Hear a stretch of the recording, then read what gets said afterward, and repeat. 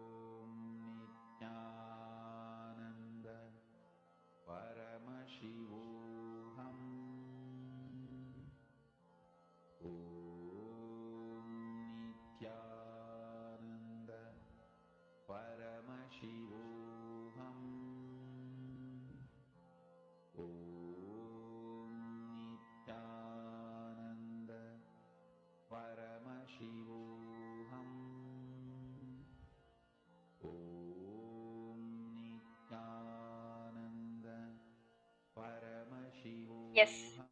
Nityanam to all the participants. Nityanam Istek, Nityanam Hedi Shlak, Nityanam to all of you. That was a beautiful revelation. Swamiji spoke on the science of anti-aging. Swamiji says very beautifully, our consciousness was evolved from Paramashiva. We got our consciousness from Paramashiva. But the human body which we are carrying, the human body which we are experiencing life, has been evolved from monkeys, from animals. As all of us know, the evolution theory, as Swamiji says very beautifully, that the Dashavatar is nothing but it shows the physical, the body evolution which we have been progressed from amoeba to a single cell to fish, from fish to monkey, from monkey to man, and man to superhuman. So it's been more than 10,000 years we have been stuck, we have been sitting in the same human consciousness. Swamiji says very beautifully, the next step which we need to experience in our life, the next step which we need to head towards is the science of superconsciousness.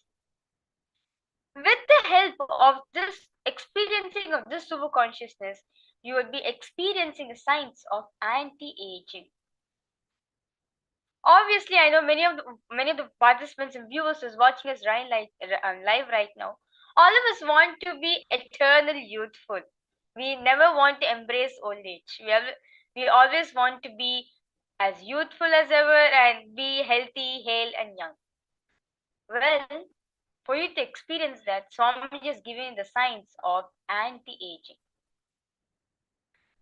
Now let us understand what is the science of anti-aging.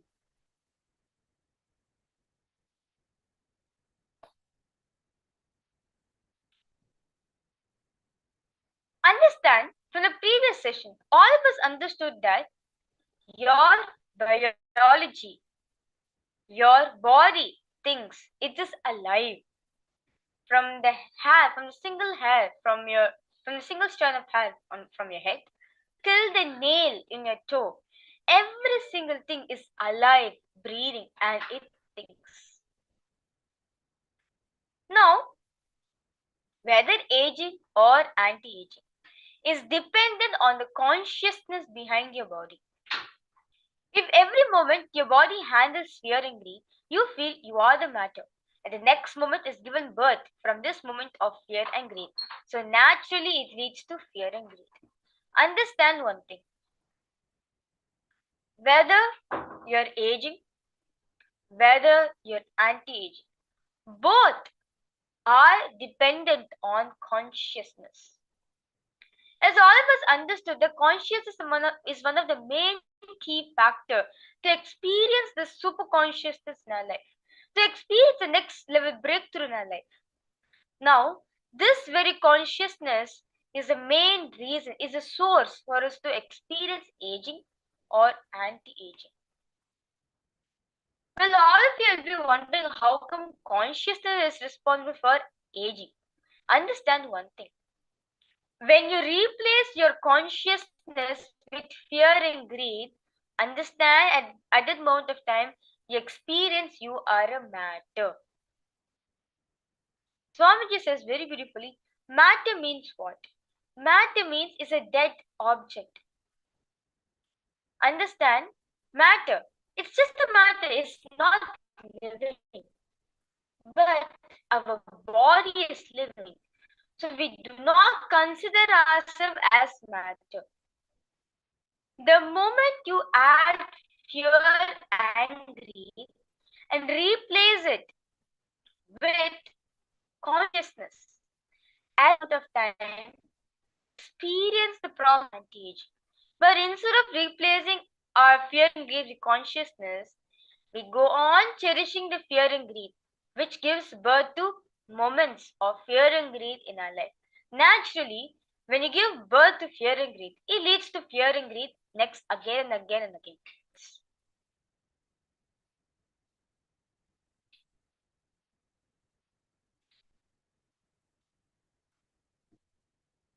So, understand one thing. Swamiji says very beautifully, as science has even researched that the telomeres is the consciousness or the life portion of the DNA that governs the aging process. Understand? This telomere is actually sitting in your very cellular level itself. And this telomere is nothing but consciousness. It is nothing but life, which is there in your DNA, which governs the aging process which you want to experience in life.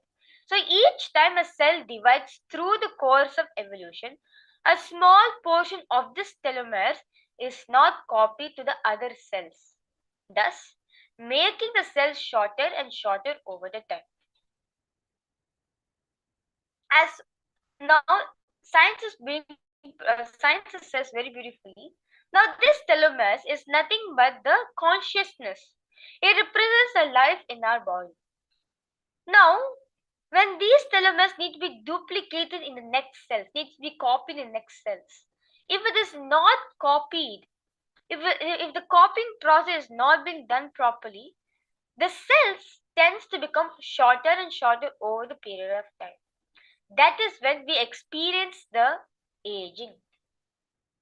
Understand, Swamiji says very beautifully, it is because of the unconscious fear and greed you carry that the telomeres, the consciousness, is not being copied completely to the next cell. Means the consciousness or the life portion is not transmitted properly. The activation of telomere enzymes leads to anti-aging. Now understand one thing. Swamiji says very beautifully, the root of your problems, the root for every single thing experiencing in your life is fear and greed. Fear and greed is the main substance out of which we start our suffering. We start creating incompletions, pains in our life. Now, whenever we entertain fear and greed in our life, what happens? These telomeres, the telomeres which represents consciousness, is not being copied properly. It's not being copied completely to the next cell. It means the consciousness in our body is not being transmitted properly from one cell to the another. Since telomere is a portion of DNA, awakening the next strands of DNA directly leads to awareness, consciousness.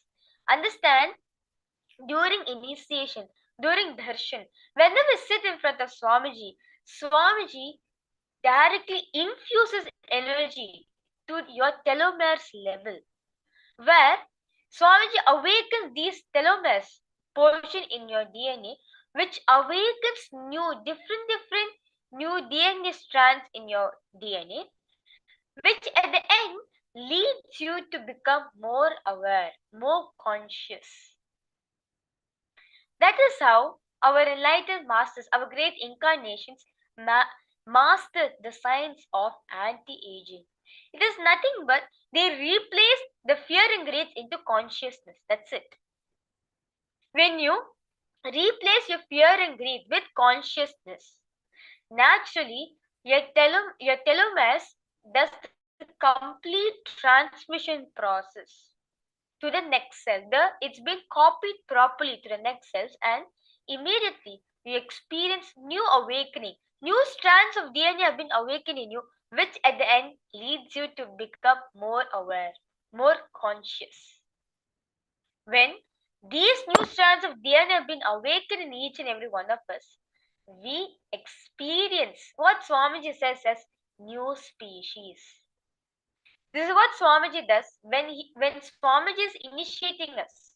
When we are in darshan with Swamiji, when we are experiencing the Nayana Diksha with Swamiji, whenever we are seeing Swamiji physically, when you are in the two-way seeing Swamiji, this is what happens. When Swamiji's eyes fall in us, naturally these telomere portions in our DNA are being awakened, which is the core need for us to experience the superconscious breakthrough in our life.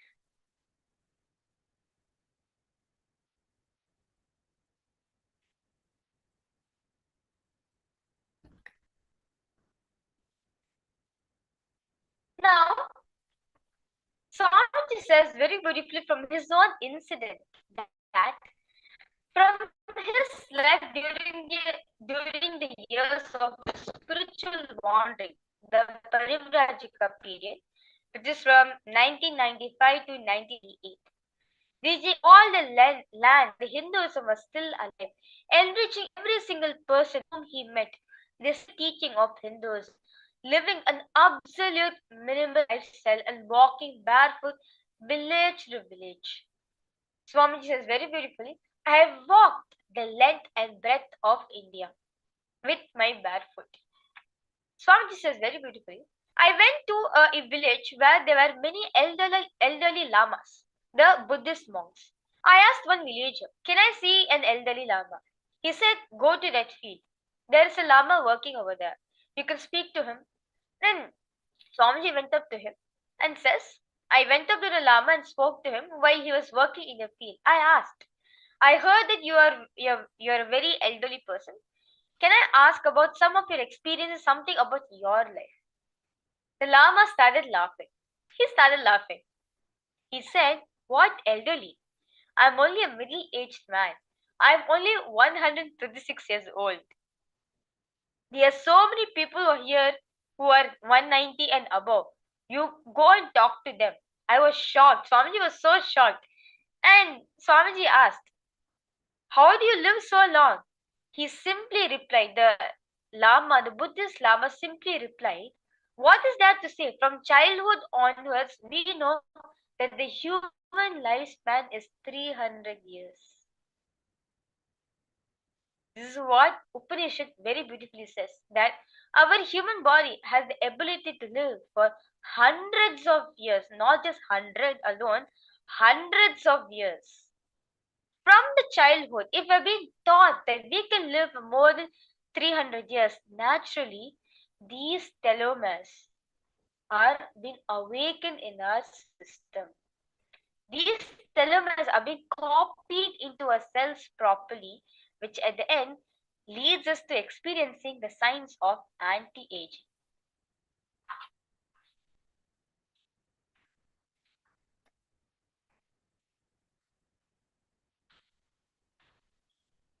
Now, is all participants understanding? This actually the science of anti-aging is a very simple project actually. It's a very simple science that Swamiji is revealing to all of us. It is nothing but replace your fear and greed with consciousness. That's it. The moment you replace your fear and greed with consciousness, you'll see, you'll experience the signs of anti-aging happening in your life. Now, I request all participants to sit with yourself. Let's spend some 10 minutes within ourselves. First thing, I request all participants to sit in a very comfortable position. Make sure the space around you is very spacious. You're comfortable.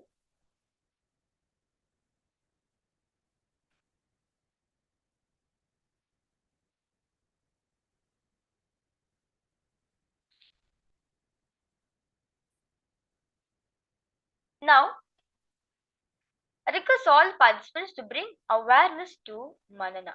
Manana means internalizing.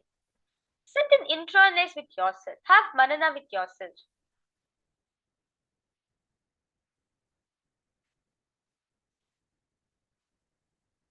Bring tremendous awareness to yourself and start doing internalization within yourself, saying, what am I? What is really going in my brain? What are the powerful memories I'm trying to dump into the irretrievable archive?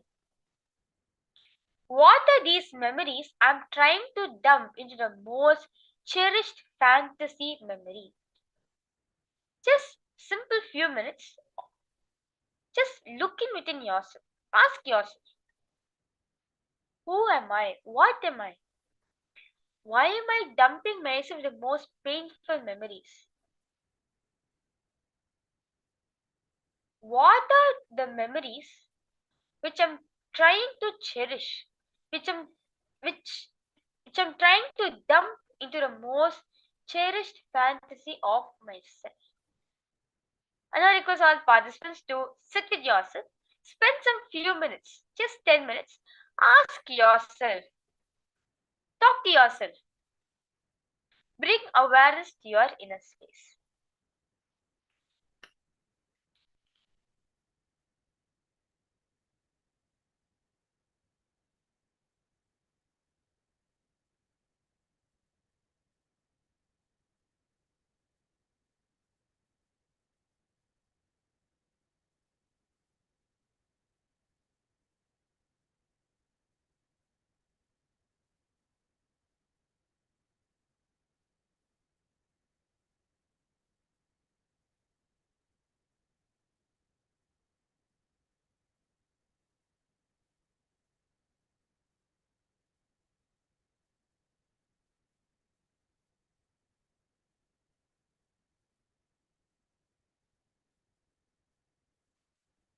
As Swamiji says very beautifully, seeking starts with having the basic questions in your life. Just when you have the basic questions in your life, you just that seeking is powerful enough to make you understand, for you to experience the ultimate. I request all participants to spend time with yourself, ask these basic questions, bring awareness to your internalization, bring awareness to your inner space by asking these questions.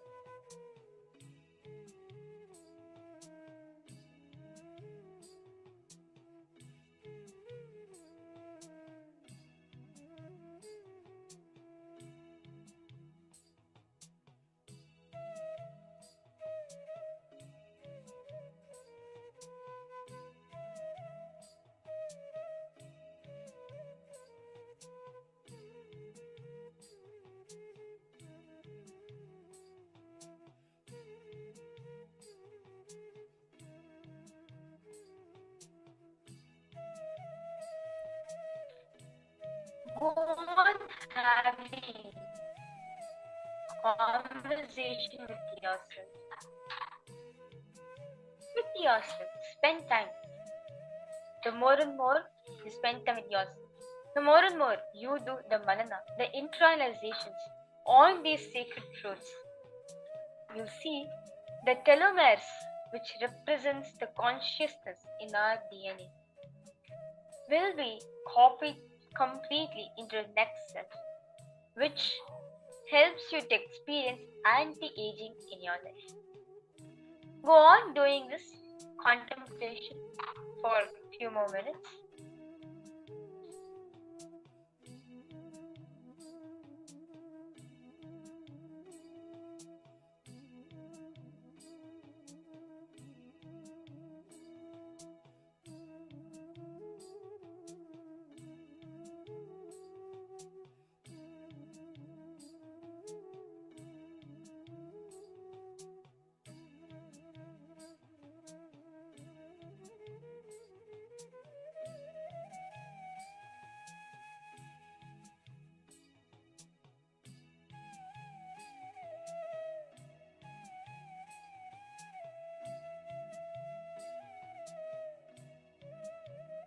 As Swamiji says very beautifully, these basic questions only. Never stop asking them till you get an answer. Continue to do seeking of these questions in your life. You'll see the seeking itself has the power to experience enlightenment itself. Go on questioning until you get the answer. Until you get the experiential answer. Going on seeking for the truth. Go on questioning. You'll see it will help you to experience the signs of anti-aging.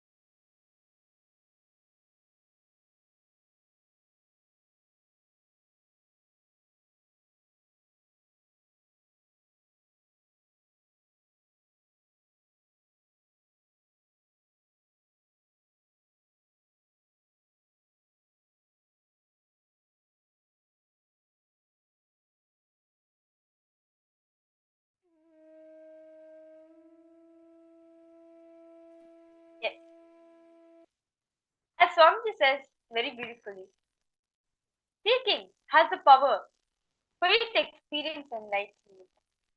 That same seeking can make you experience the superconscious breakthrough in your life.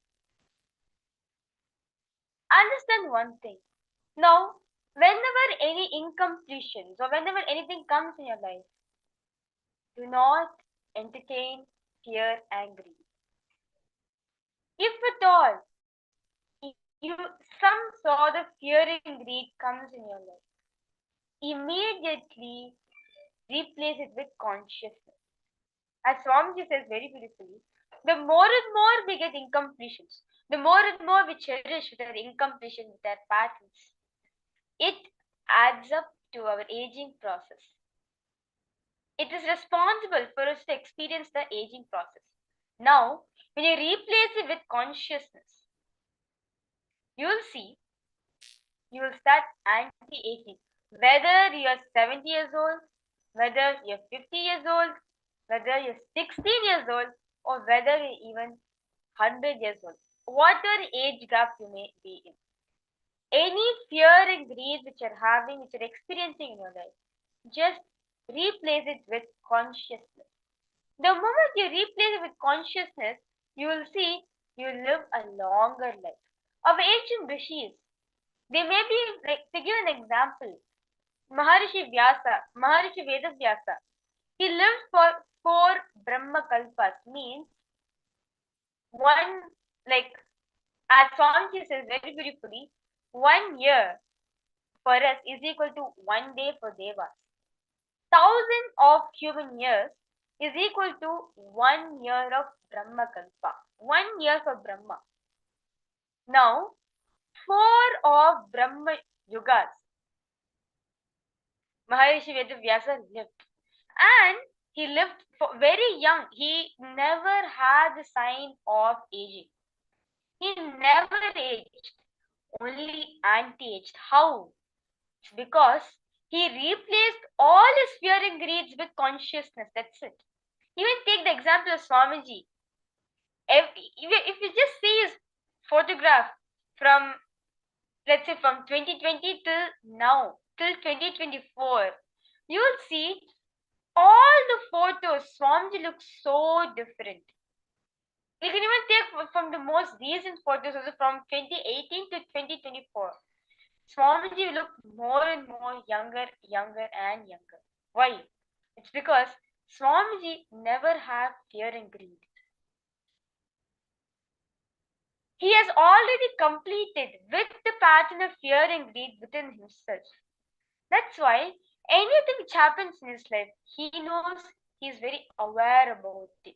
He responds from his consciousness.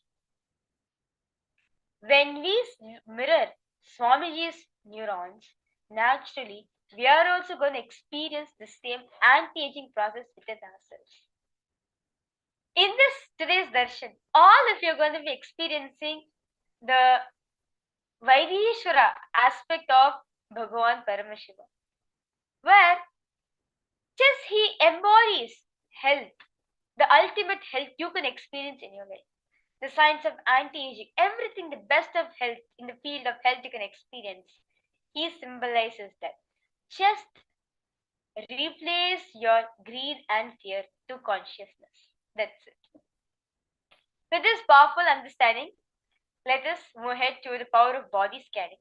As today, throughout the whole day, all the participants were manifesting the power of body scanning. But in this round, you will be manifesting a little different.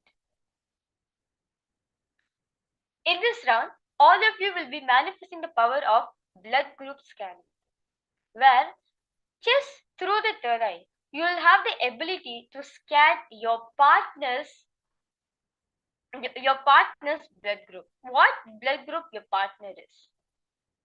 So now I request all participants to pair up with a partner.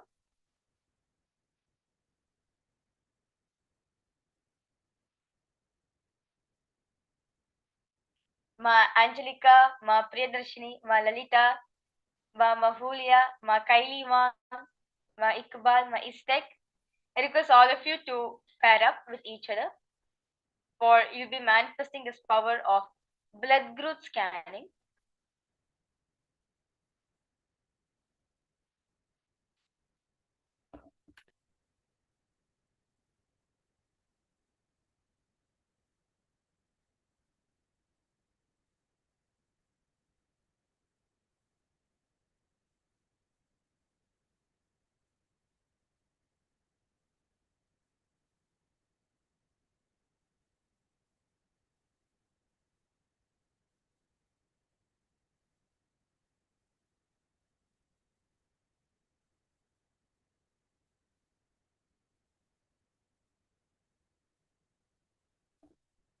I request all participants to post your understanding. Ma Mahama, Ma Lalita, Ma Margarita, Ma Angelica, request all of you to post your understandings and because all of you to pair up with each other. Now all of you have paired up with the partner.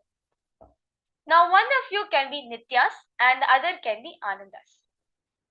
In this round, I request the Nityas to give 5 people in their life, it can be including themselves, give 5 people from your life to the Anandas to scan their respective blood group. For example, you can ask your partner to scan your grandparents' blood group, your relatives' blood group, only if you know. Please request all the Nityas not to give some people which you have not sure about their blood group, and please give the people whom you are very sure of what type blood group they belong to. For example, you can give your blood group, your parents' blood group, your siblings, your relatives, your grandparents, anyone, your friends and families, whomever you can give, only if you know their respective blood group.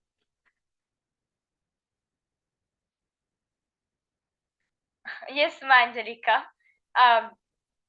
We'll be starting the power of blood group scanning now. I request you to pair up with a partner. You have not missed anything, but don't worry.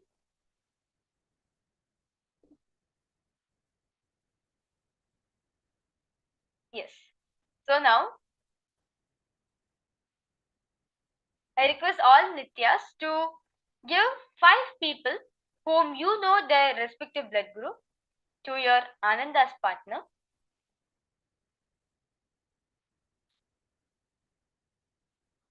And now, I request all the Nityas and Anandas to sit with the head, neck and spine in a straight line. Remember, even during the manifestation, if some thought or fear comes, let's say, if I'm manifesting, oh, I got 3 out of 5, wow, naturally, certain amount of greed start coming in us. That, wow, I'm manifesting more of my powers, I'm getting more right. Do not have that greed too. For some people, they'll have fear, oh, what's going to happen if I manifest more of my powers? What's going to happen to me? Am I really going to manifest powers? You start developing self-doubt within yourself. Even during the manifestation, just replace your fear and greed with consciousness, ultimately with Swamiji. Just replace your fear and greed with Swamiji. That's it.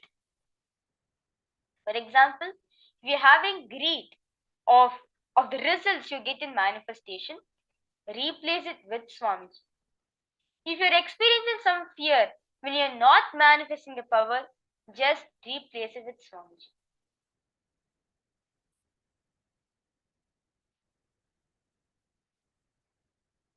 Now, I request all of you to sit with your head, neck and spine in a straight line. Remember Swamiji in your third eye.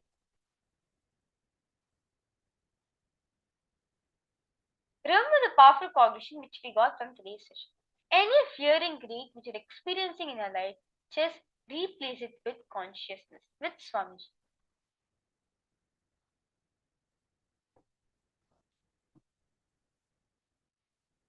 You can start chanting the Mahavakya. Om Nityananda Paramashivoham. Om Nityananda Paramashivoham. Om Nityananda Paramashivoham.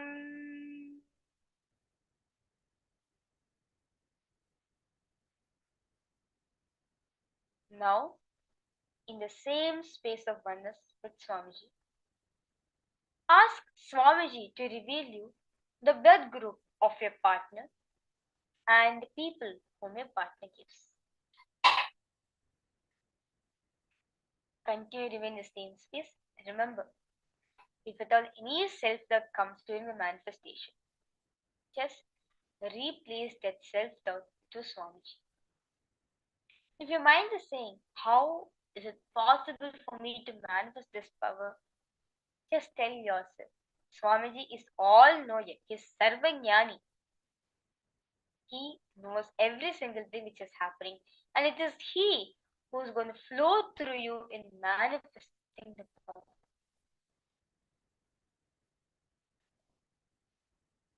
Just continue to be in the same space.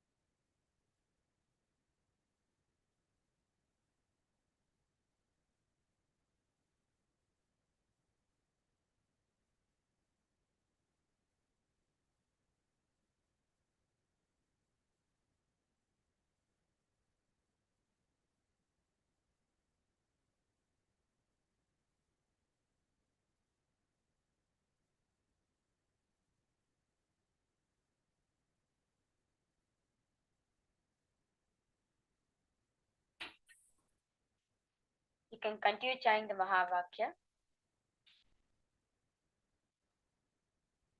Just remember one thing. Any self-doubt arises in you during the manifestation, replace the self-doubt with Swamiji. Anyway, he is only going to manifest through you. Whether you manifest, it is up to him. Whether you manifest, it is because of him. Just replace your self-doubt to Swamiji. You'll see, he will take care. He'll make you experience the taste of experience, of the taste of manifestation. Just surrender yourself to him.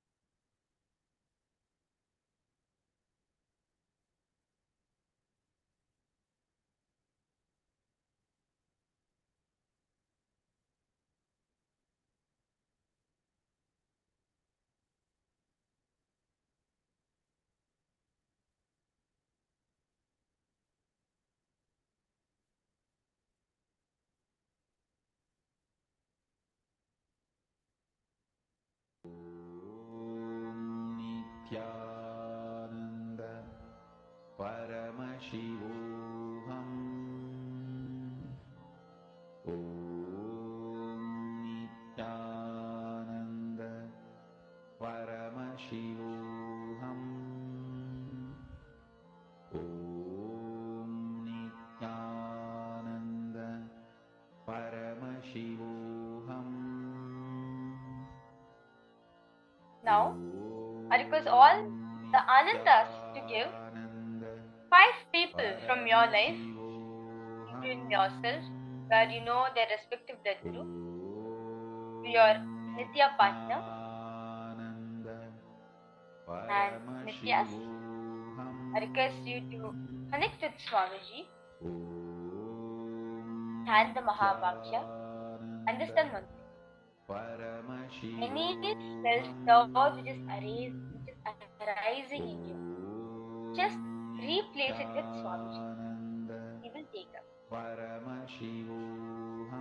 Now I request all the Anandas to give 5 people from your life to your Nitya partner so that they can scan the respective people's blood group. Nityananda Paramashivoham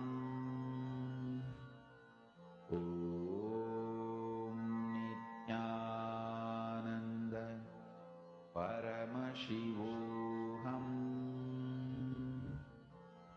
Om Nityananda Paramashivoham Om Nityananda Paramashivoham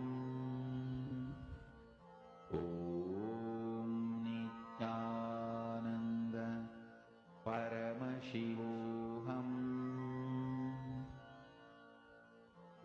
Om Nityananda Paramashivoham Om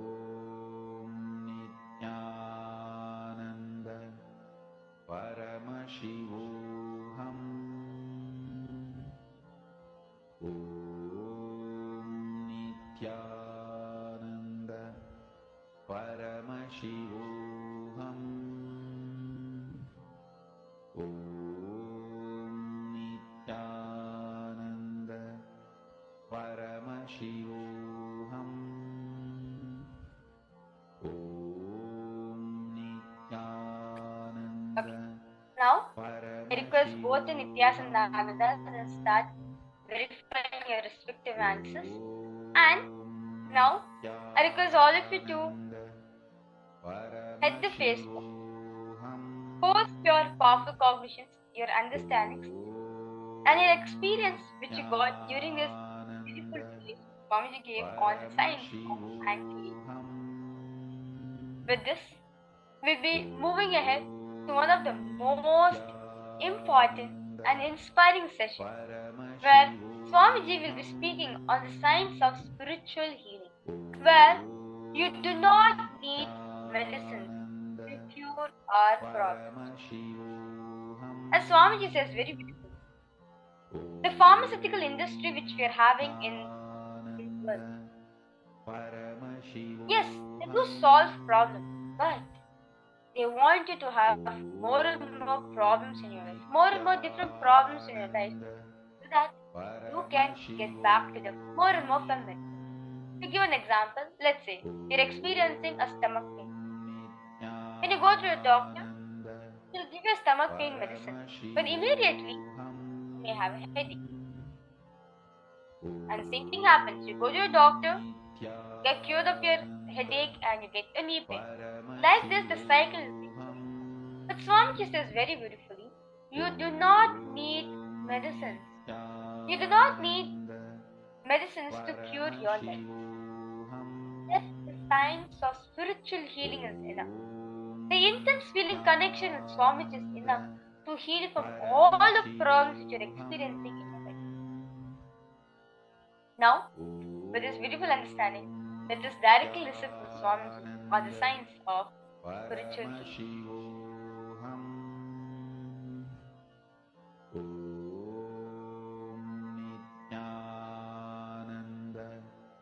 Paramashivoham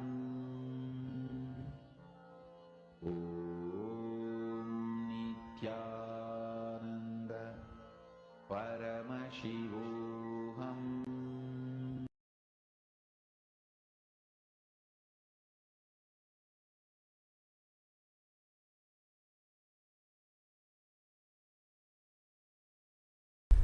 Today, I am going to connect the length, breadth, depth with third eye and body scanning and healing. Listen, still some of you may not be completely manifesting the earlier initiation, but you don't have to worry. That is the way sometimes your system functions. After I tell 50 jokes, you will start laughing for the first joke. You will understand the first joke. No, that goes on, that happens, what to do?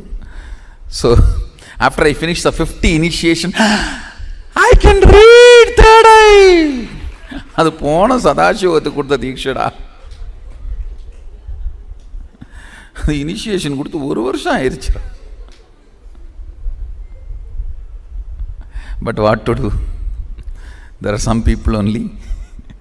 This is the logic with which they function. And it's okay.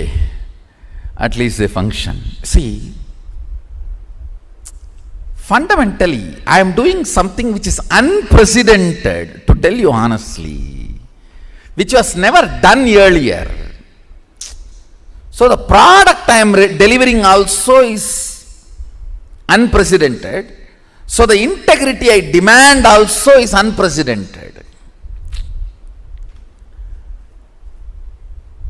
The kind of a whole life need to be just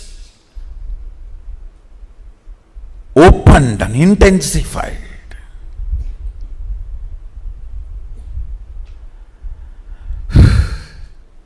Kind of an intense connection I had with Arunagiri Yogeshwara. Even with that connection, it took 9.5 months. to fully download the whole thing and to fully manifest, start manifesting the whole thing. With this initiation, you can change the size, shape of the organs. Understand? Just this one initiation, if you all master, you can just go on living whatever time you want. Because you just need to alter your organs and rejuvenate and freshen up, that's all. It's like every morning, if you just switch the reboot button, press Control Delete and reboot, over. You go on living. You master the time. I know a lot of fundamental principles need to be understood.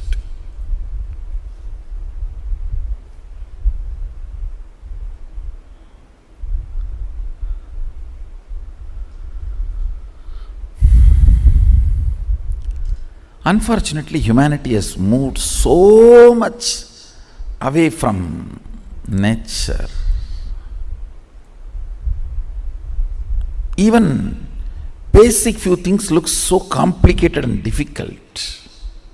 Sometimes I feel like I am living in a different world and you are all living in a different world. It is not few feet distance, it is few world distance. Because the cognitions I carry, the conclusions I have, listen, the cognitive shift you need to have for this initiation.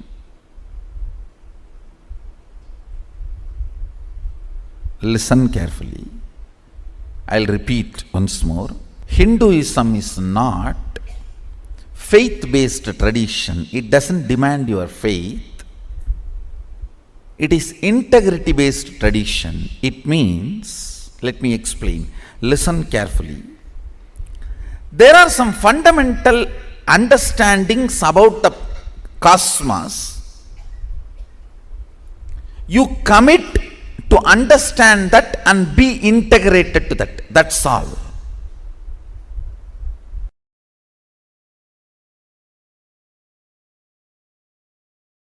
First time I started initiating others into healing in a Jiva Samadhi, means a living tomb called Neru Sadasiva Brahmendral Samadhi. In Tamil Nadu there is a Jiva Samadhi of a great enlightened master, Sadasiva Brahmendral. I went to his Samadhi after I realized my Sadashivatva to have his darshan. He himself appeared and gave the Dhruva grass.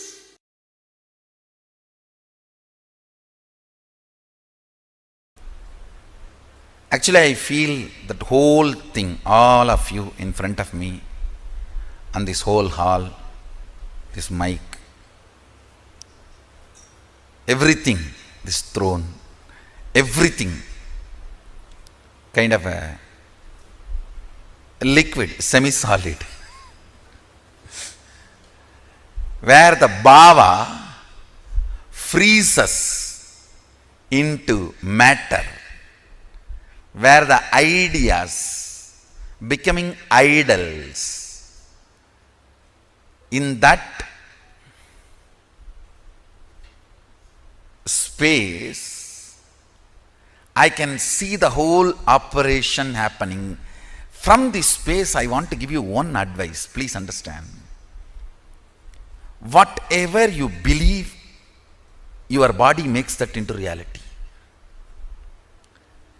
I can see from this space, if somebody believes sannyas is too easy, just body builds its structure, its DNA,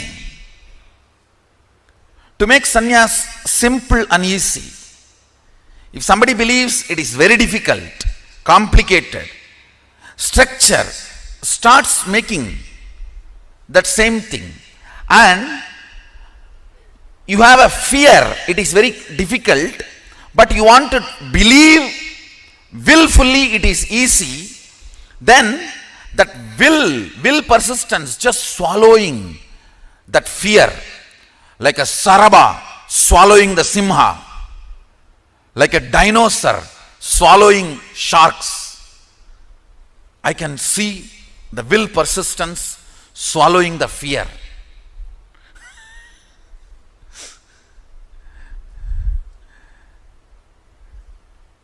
If you feel living in this place is the best, I am seeing you manifest that.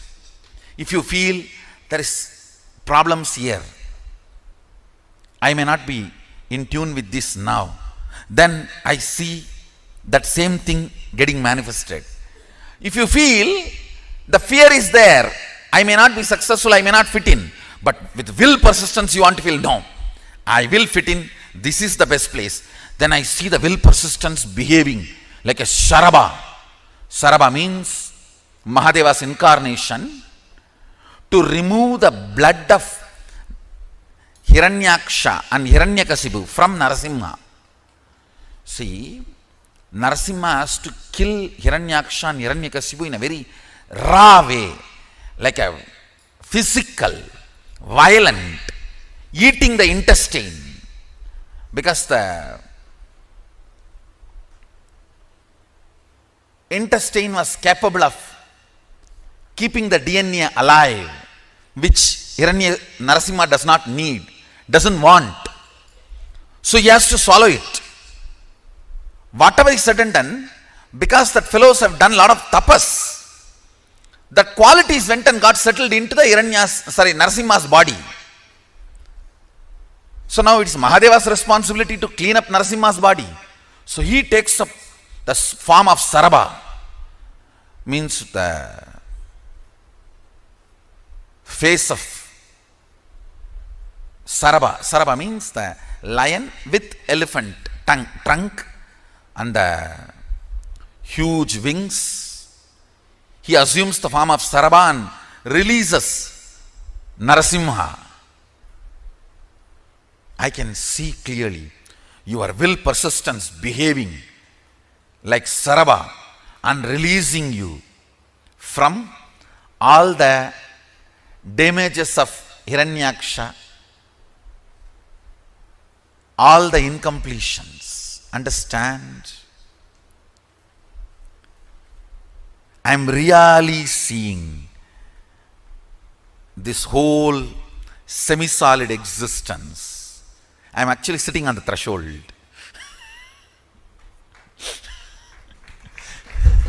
Because I have to be with the reality and I have to relate with your reality. I have to be with my reality and relate to your reality.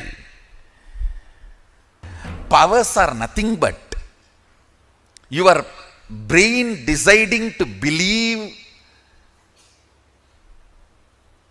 the magical existence of you against the logical existence of you, which is taught to you by your society. See, your society taught to you only the logical existence. Your brain deciding to come to the conclusion, cognition of magical existence, magical way of existing is what is power manifestation. That's all. I tell you. You are not the body, you are not the mind, you are consciousness. Sit with this one truth. Trusting just because I said, you will not perish. Name bhakta pranashyati. My devotees do not perish.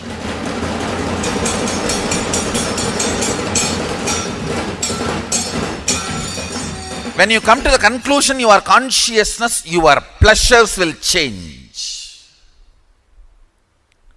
Your purpose of existence will change. Why you want to exist will change.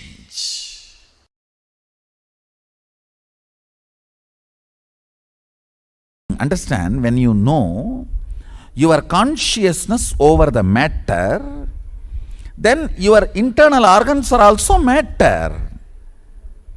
Have power over them and start healing them, reversing them. Reversing the diseases and reversing the aging. Reversing the tiredness and boredom they all feel due to aging. That's the real achievement. Understand? All powers are to manifest what you want in your life as reality. If you are able to materialize something, then start using that power every day in your profession, in your career, in your everyday life. Start moving things in your life. Otherwise, what is the use? What is the use of the so-called materialization or other manifestation of powers? So understand, manifestation of powers is to manifest Ishwaratva. Ishwaratva means being Lord of your life. At least your life. Be Lord of your life. Manifest whatever you want. Go on, I tell you, when you start manifesting whatever you want very casually, with a lot of fun, without much effort, without feeling difficulty or anxiety, even once you feel, will it happen or not? Over. You are no more Ishvara. Without even remembering like that once, moving things, moving life as flow is Ishwaratva. Understand? Ishwaratva is the smell of Sadashivatva. State, space, powers, manifestation. In this 3 level, Ishwaratva is smell of Sadashivatva. Ishwaratva is flavor of Sadashivatva.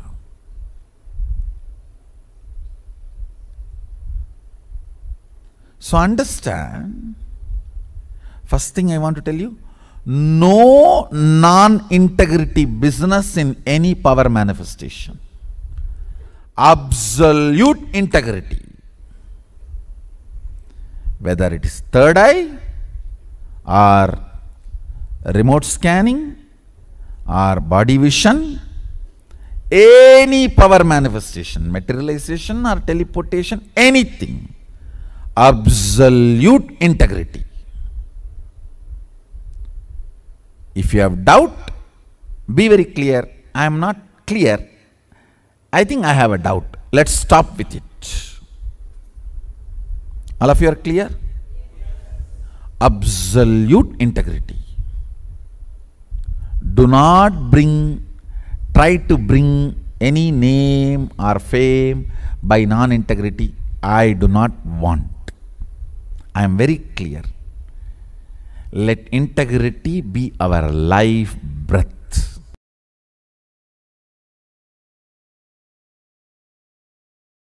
Go on manifesting powers that will actually make you healthy, wealthy. For example, if you are moving a matter, don't think just you are only moving a matter. You will be cleaning your liver and kidney and heart during those moments. If you even medically test, your internal organs will be at their best performance. When you move a matter, time stops working on you and the anti-aging happens to you.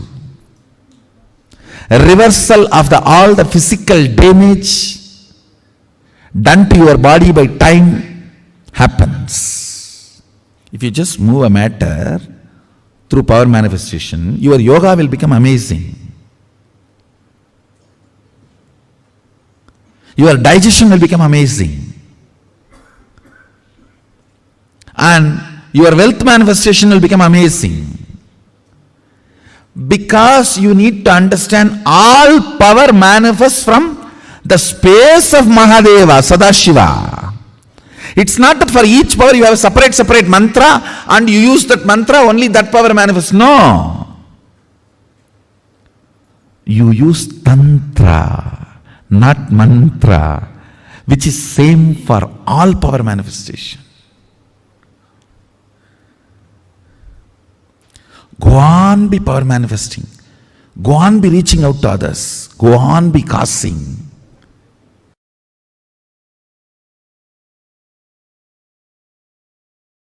Do not be afraid when I say cosmic principles. They are actually some of the foundational truths. You are using the body. You are not just the body. Many of the ideas you carry about you are ideas, not you. That's all. Understand? Many of the ideas you carry about you are ideas, not you. It's not that it takes years for you to come to these conclusions. Because you never tried. Oh, no. These are all.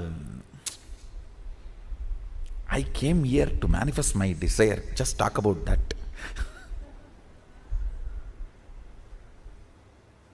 Understand? Every time you come to a conclusion of a cosmic principle, your third eye just goes up. Ooh. It gets refueled, tank full. Whoever gets clicked with this truth, even if one cosmic principle clicks with you, and you are cherishing it, you are romancing it, you are flirting with that principle, your third eye is getting refueled. Whoever has started learning this refueling technique, they manifest powers. For them only I give Trinetra Tilak.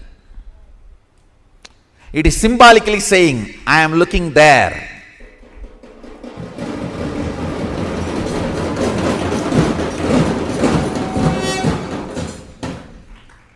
Listen, constant remembrance of me means body and mind.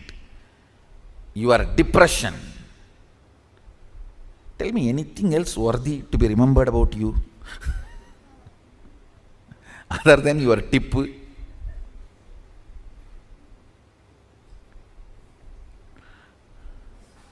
That me makes the third eye go down, pulls down the energy of the third eye, anya. Literally, it convinces your will you don't have future. It is all impossibility. Impossible. Understand? Many times your thought current about your goal makes you believe more and more impossibility. That is why I tell you, don't think of goal, plan for excellence.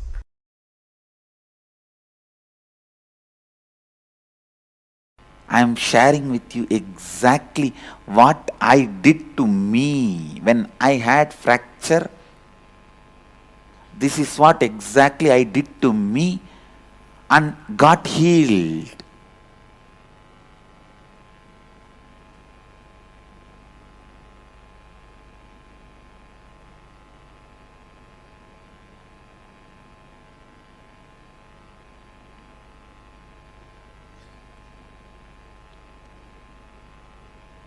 Morning 7, I think I had fracture. 7 or 7:30 roughly. Evening by 3:30 or 4:30 they have done the surgery. Throughout, neither there was a pain, nor any painkiller, or any other medical care or support. I was just sitting and not even one moment I was unconscious.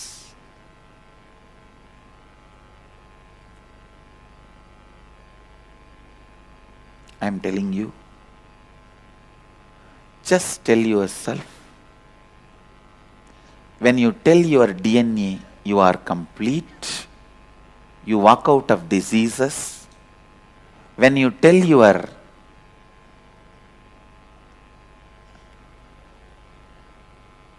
relationship issues you are complete, you walk out of relationship problems and have a healed, complete relationships.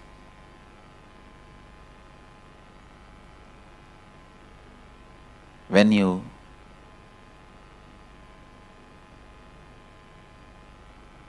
tell your desires you are complete, much more than anything you desired, life showers on you. When you tell your fears you are complete, no harm can be done to you, how many ever people may try to harm. I am not talking out of arrogance or ego, please understand. I tell you, when you are complete inside, no one can frighten you, no one can harm you. Cosmos functions on intelligence.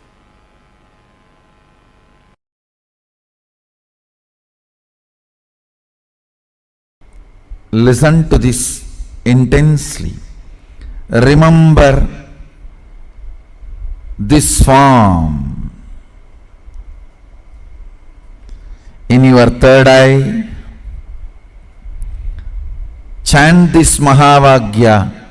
Om Nityananda Sadashivoham.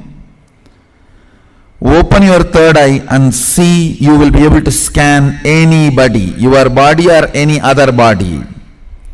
When you scan, wherever there is a problem, see through the third eye from the same oneness space and give instruction, let it be healed and healthy.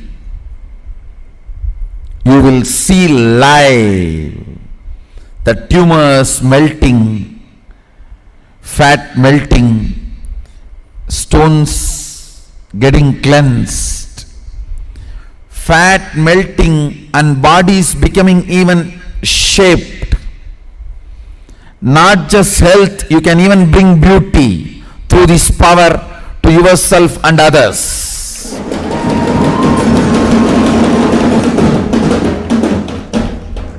Manifest these powers now.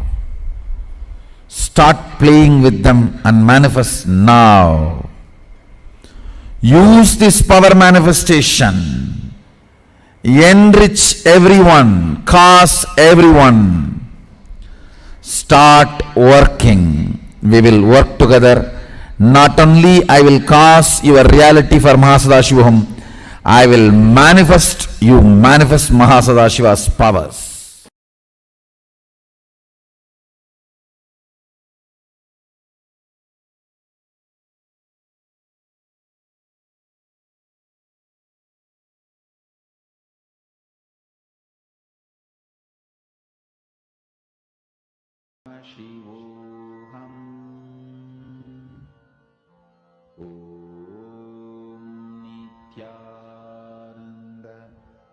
Paramashivoham. Om Nityananda Paramashivoham. Om Nityananda.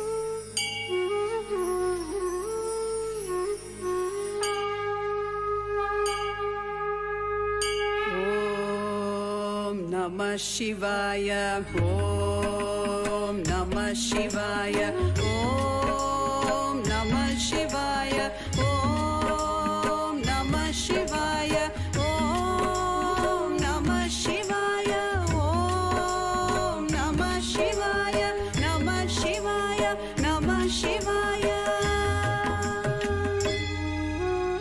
Gangadhara Lingeshwara Shambho Mahadeva, Gangadhara Lingeshwara Shambho Mahadeva, Gangadhara Lingeshwara Shambho Mahadeva, Gangadhara Lingeshwara Shambho Mahadeva, Jatadhara Jambulingeshwara, Om Namah Shivaya,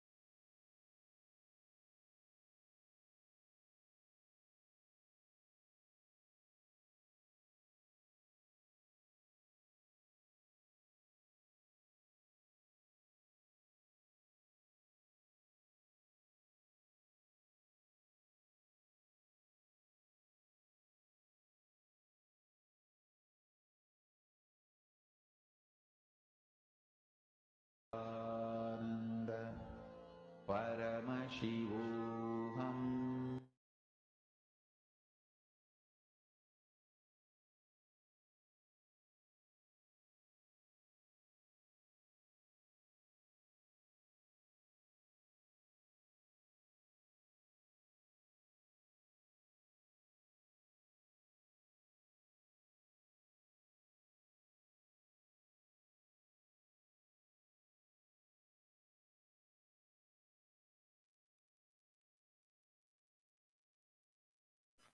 Yes.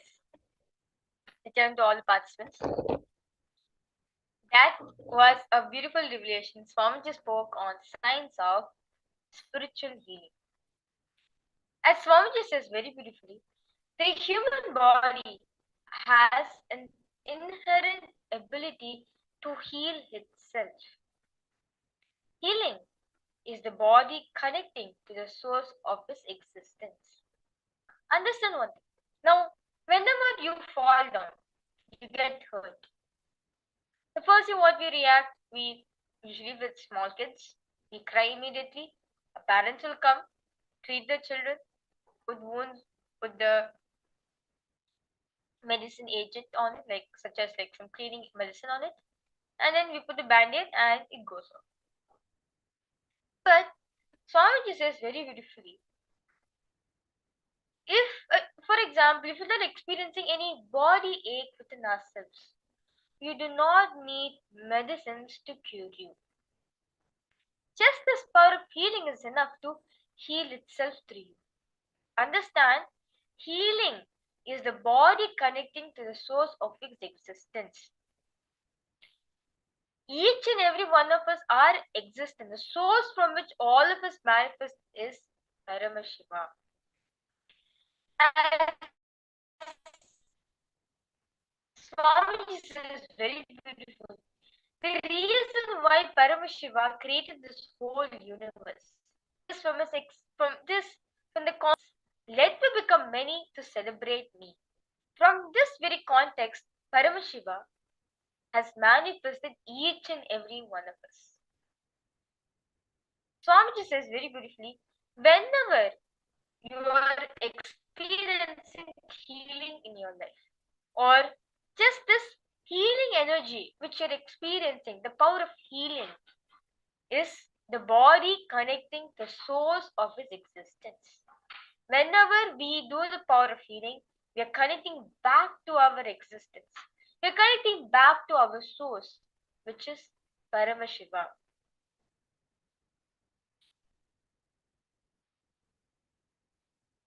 Now, understand one thing, the power of energy healing. Energy healing is a holistic, non-invasive therapy that treats the body and mind as an energetic continuum.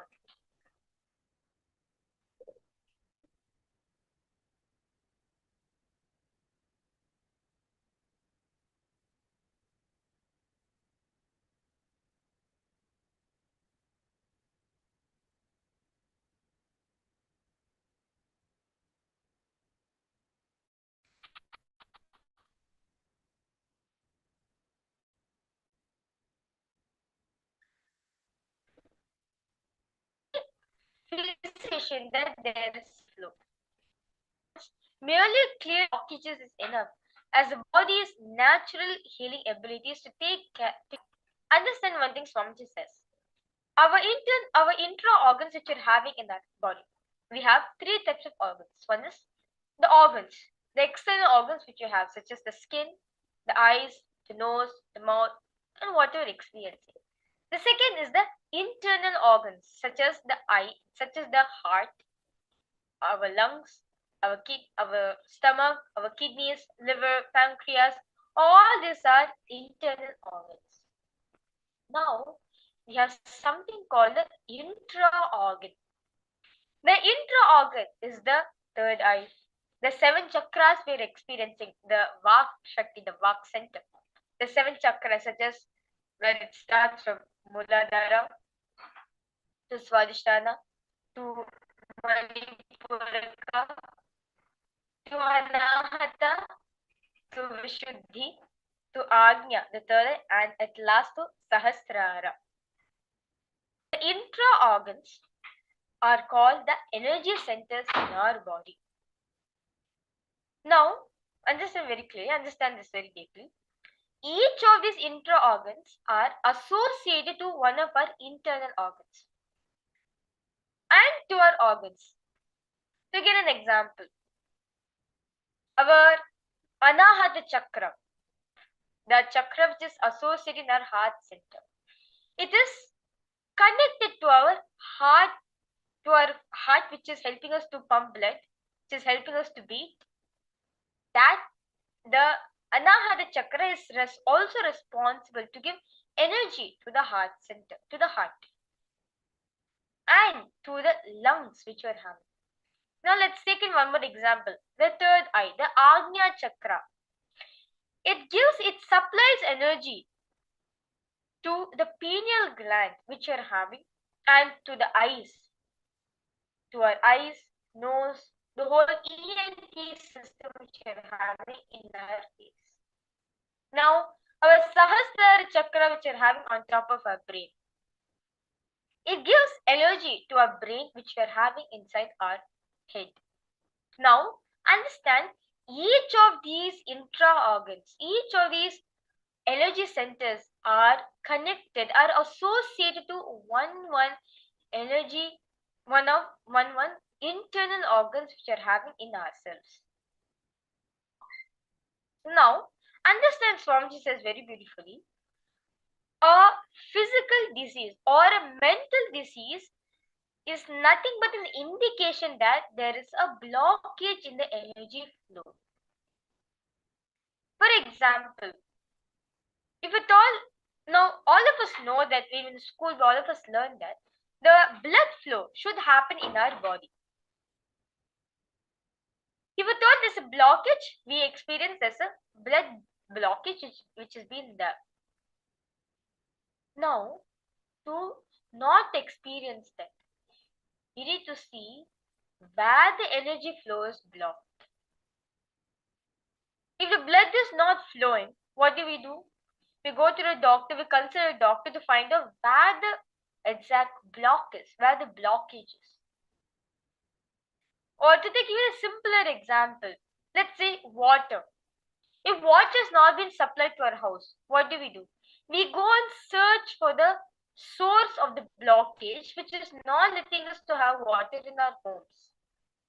Same way, whenever we're experiencing any physical disease or any mental disease in our life, understand it is an indication that there's a blockage which is there within your energy flow in your body. Many times, just by clearing these blockages enough, as the body's natural healing abilities take care of restoring the effect of the health. When you unblock this part, when you unblock the energy part, you will see the body itself does the healing process for your whole health. This is what Swamiji does. Whenever you're feeling something, any physically wrong or mentally wrong, we always go to Swamiji for healing. What does Swamiji do? For many of us who are sitting, many of the participants, you yourself would have experienced. Whenever we go ask Swamiji for healing, Swamiji just say blessings, he'll just stare at you or he'll just do some action. Something Swamiji does. And immediately after that, we feel good. Why? It's because Swamiji is unblocking the energy flow in our body.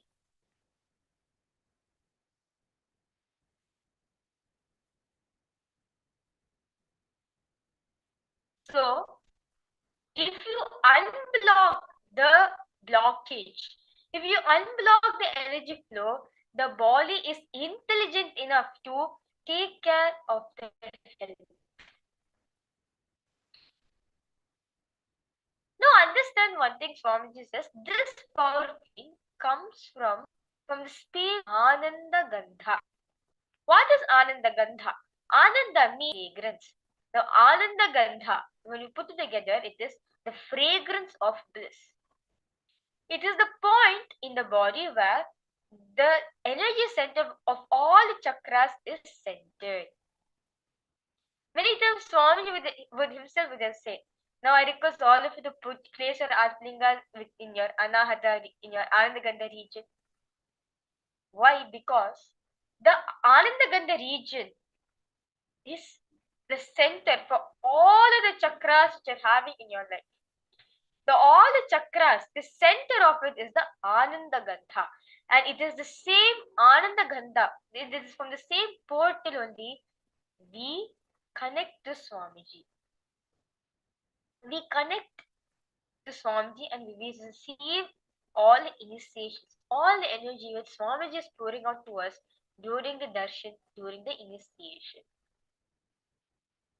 Now, it is from this same space of Anandagandha only, it is from the chakra of Anandagandha, the power of healing starts manifesting in each and every one of us.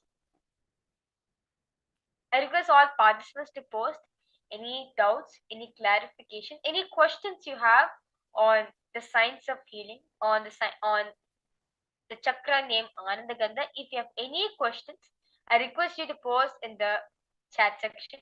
Please feel free to post in the chat section, and I'll be clarifying your doubts and will be answering your questions.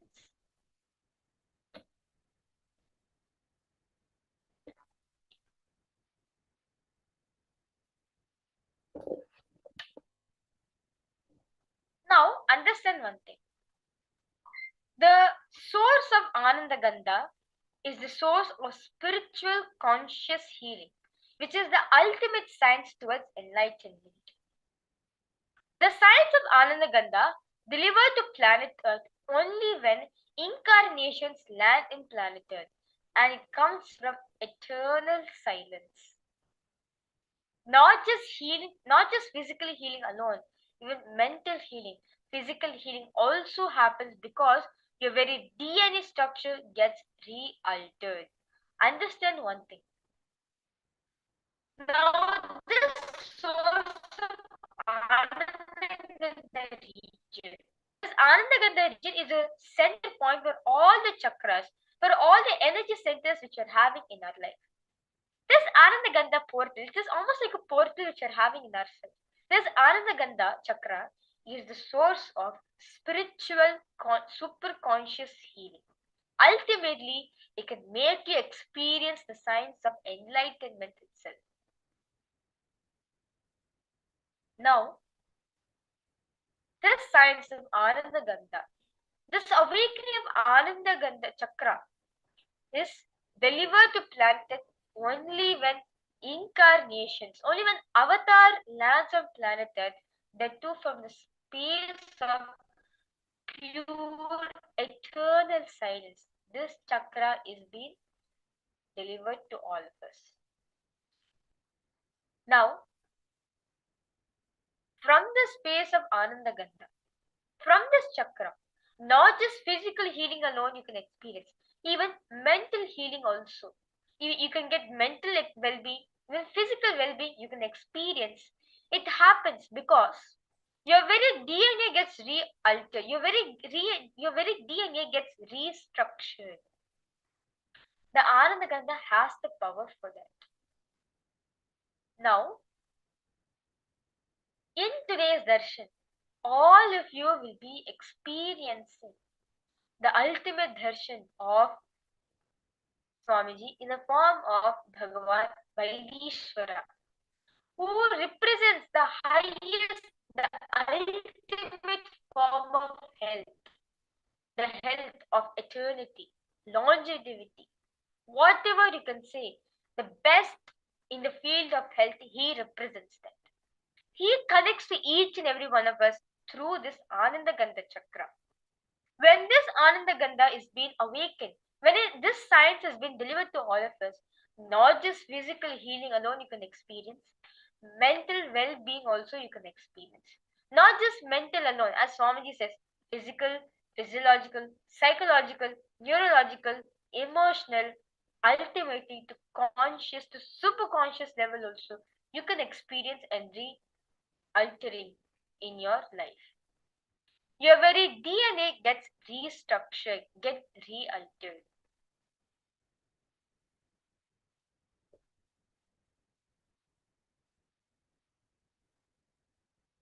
Now, what are these chakras?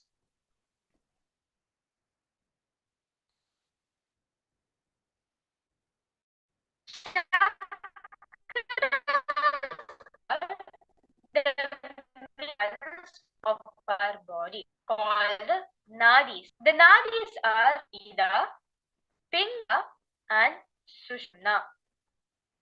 The left side is called Pingala Nadi, and the center column, the center channel is called Sushumna Nadi, which runs along the spinal cord. They correspond roughly to the sympathetic, parasympathetic, and central nervous system. Since the nadis run in a curved path, they cross one another several times at the points of intersection. They form a strong energy centers. These are the chakras. Understand? The three main subtle energy centers we are having, which is the Ida, Pingala, and Sushumna. You can imagine the Sushumna Nadi is in the middle. The left side is your Ida Nadi, and your right side is the Pingala Nadi. Now, when these correspond, when they intersect, it runs in the curved path. So now the intersection point, the crossing point, the intersection point for all three nadis, that exact point is forms the chakras, the energy centers. So we have 7 main energy centers within ourselves, which means there are 7 cross section within our body. And these energy centers are called chakras.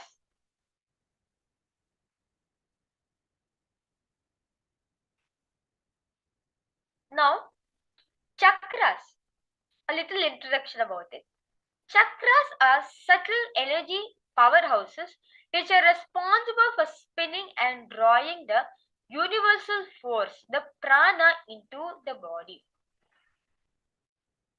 They also act as batteries to store this energy and distribute it to the surrounding areas of the body.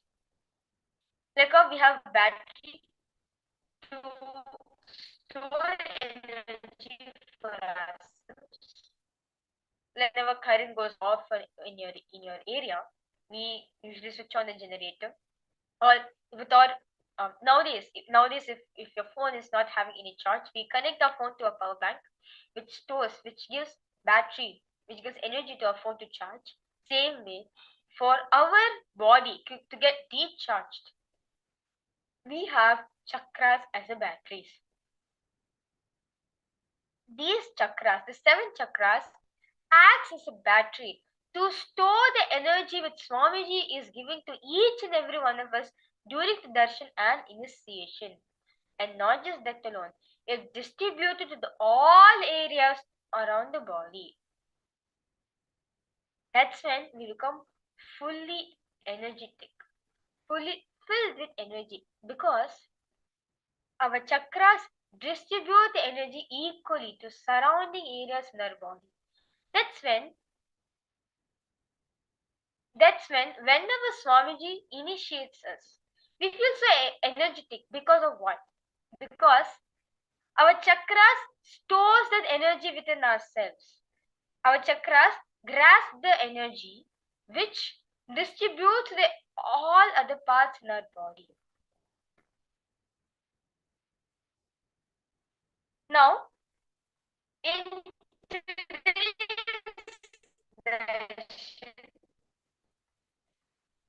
all of us will be healers in, as Swamiji says very beautifully, healers in his enlightenment. It is a straight way related to your own enlightenment.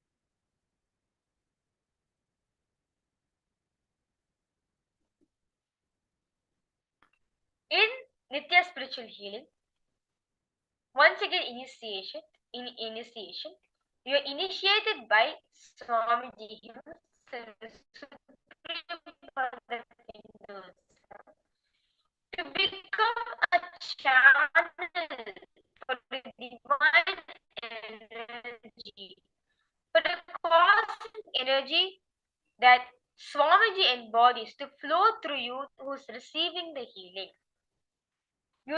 You become a channel, you become a medium for Swamiji to flow through the energy to the other person who is receiving the healing energy through you.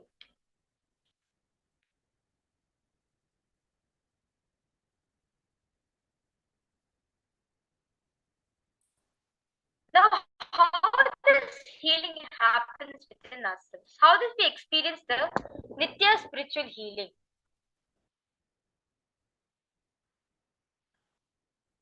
Who can receive the energy? The person open heart and mind, and whose energy, who has realized his energy, who has experienced himself as something beyond the body and or qualified to give energy. A person who has realized that he is not just limited to this body and mind, he has the authority, he has authorized to give this healing energy, to give energy to the other person.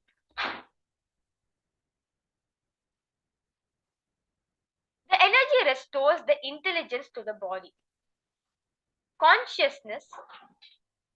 The energy restores the intelligence to the body, consciousness to the mind, and rich vibrancy to life.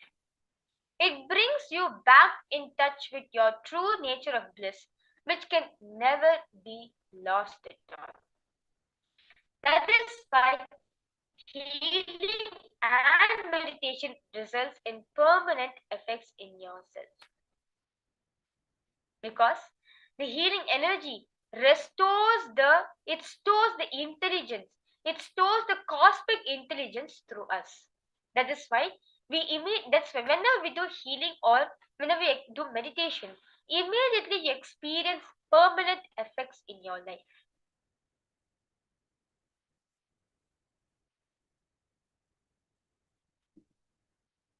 It not just stores, it rejuvenates the whole being.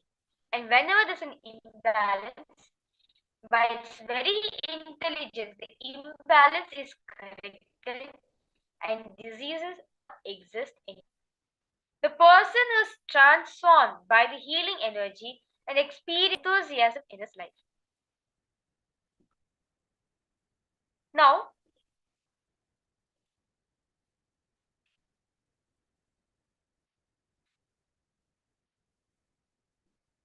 understand Swamiji very beautifully. Compassion expresses as responsibility and hence energy. Once a disciple asked Swamiji, how is it that so much of energy flows through you? When you feel compassion towards other person's suffering, the whole thing takes the shape of responsibility and expresses itself as energy. That's it.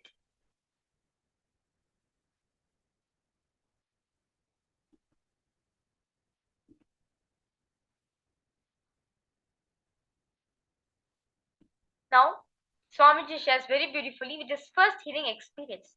When I left home at the age of 17 and spent several years in wandering the length and breadth of India.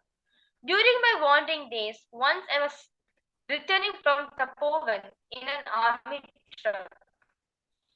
In those trucks, there would not be seats, only wooden planks tightened with bolts and nuts. Suddenly, the trunk went over a big bump and I fell and I flew and hit the bolt and cracked. The doctors took an X-ray and said it should take 30 days for it to rest, for it to heal back completely.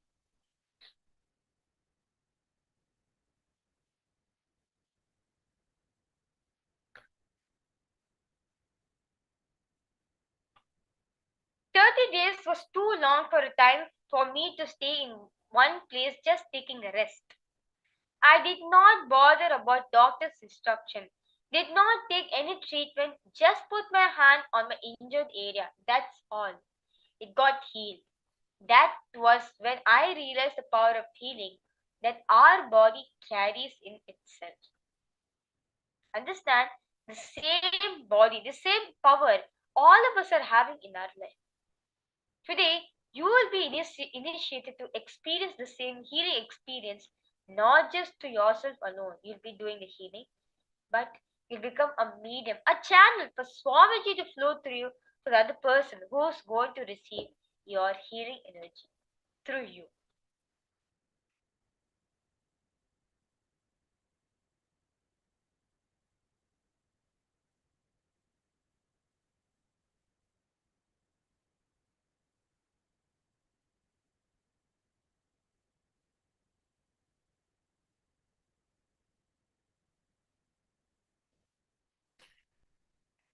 Now, Swamiji says very beautifully, Swamiji gives a very beautiful formula for spiritual healing. After enlightenment, I was in a place called Nerur, which houses the Jiva Samadhi, the living energy field of an enlightened master named Sadashiva Brahmendra. One of my teachers at the Polytechnic College where I studied in came to meet me. She had heard about my healing powers and she asked me, "Why don't you initiate us into your healing system?" At that moment, I was sitting close to the Jiva Samadhi of Sadashiva Brahmendra. I could feel the Master's presence. Swamiji could feel the presence of Sadashiva Brahmendra where Swamiji was sitting.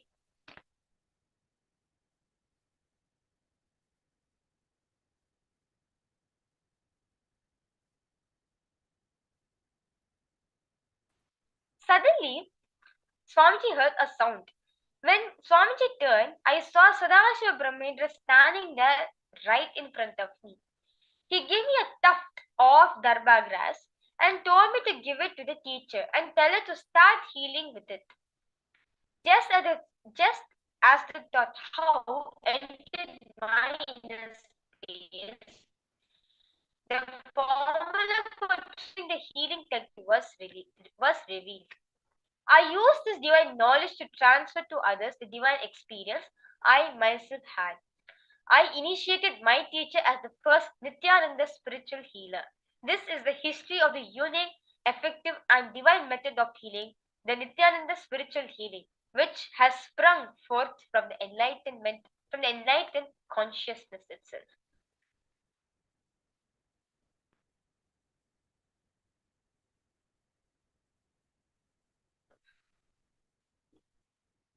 As Swamiji says very beautifully, healers are my hands.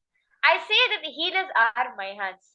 When I say I, don't think I'm talking about the 6 feet body tall Nityananda as we see Swamiji.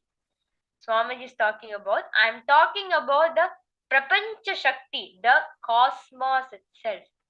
When I say that the same energy that is flowing in me will flow through you, it is not an assurance, but it is a promise. Understand? When Swamiji is saying you have the ability to heal, you are nothing but my healing. All the healers are nothing but his sons. Understand? The energy, the cosmic energy will flow through you. It is not just an assurance alone, it is a promise which Swamiji is giving for each and every one of us.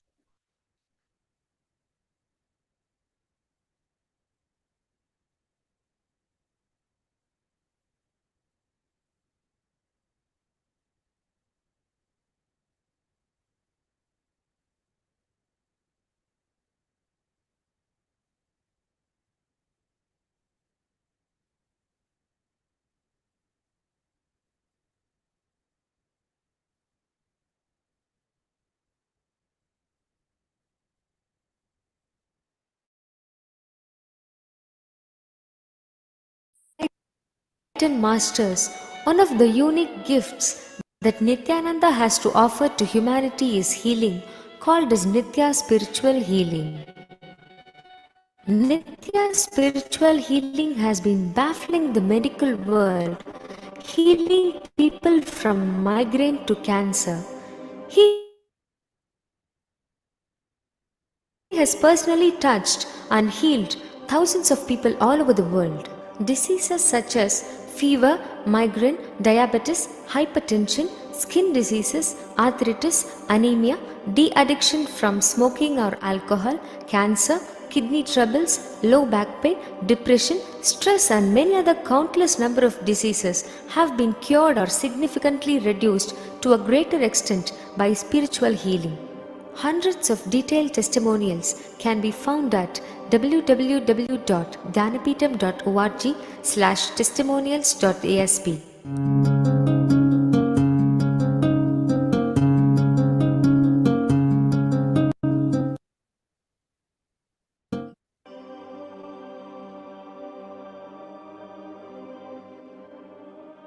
Nityananda participates and encourages scientific researches to derive evidences for meditation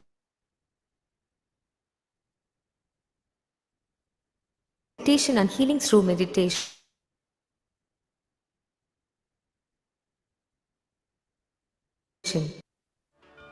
Research has been done on the brainwave patterns, heart rate variability, and skin conductance level tests when to explore energetic transaction subjects. Shown in the graph, shifts in the power spectra signal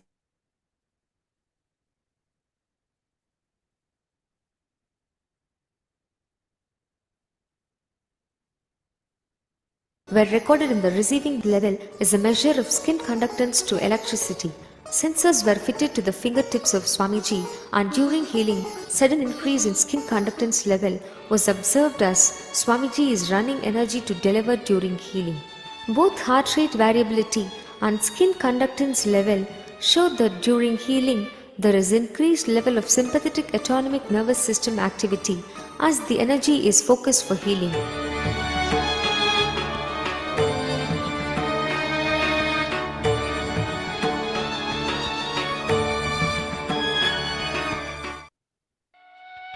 Nityananda also initiates qualified people to become healers, thus helping more people receiving these advantages of Nitya spiritual healing. It is based on the Anandagandha initiation by the Enlightened Master.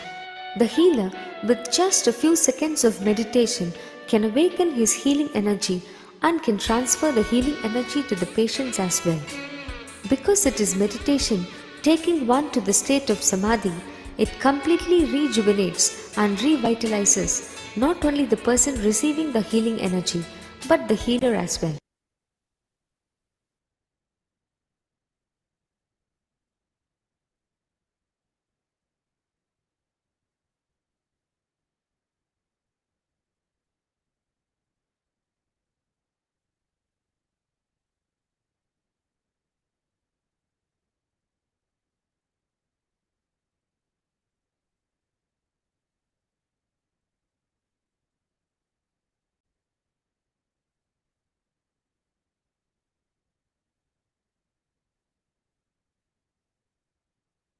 Yes, that was a beautiful video which they spoke on Swamiji's healing energy.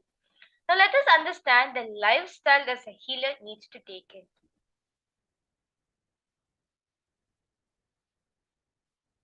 A lifestyle of a leader. Healing yourselves. The lifestyle of a healer. Healing yourself has no restrictions, whereas when you're healing others, you're required to say no to drinking, smoking, and eating non-vegetarian food. Strictly, if you want to heal yourself, there's no kind of restrictions. But if you want to heal others, if you want to be the channel for others to experience their healing through you, you should say no to drinking, smoking, and eating non-vegetarian food. Now, why Swamiji is saying why no to drinking, smoking, or eating non-vegetarian food after taking healer's initiation? Understand one thing. When you meditate and practice healing, you will have a beautiful and continuous energy flow within yourself. High level of, if you drink, The low energy alcohol of meditation would oppose each other, which indulging in these practices creates a negative energy in the body.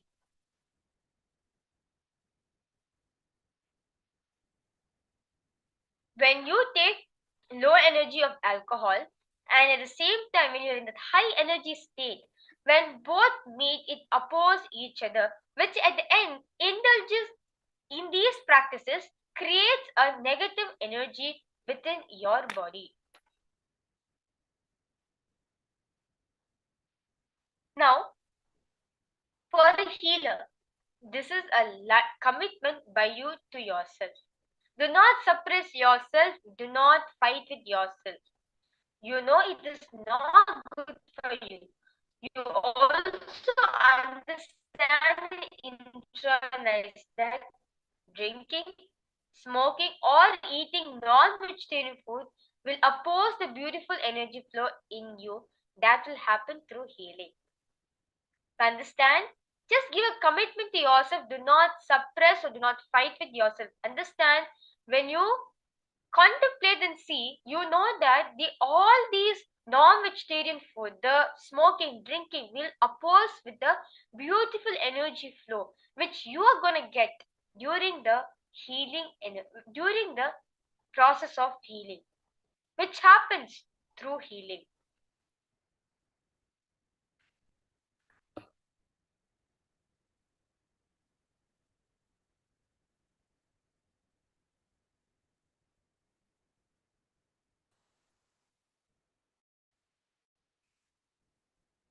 Now, what is a healer? All discipline should understanding that nothing should be as a rule.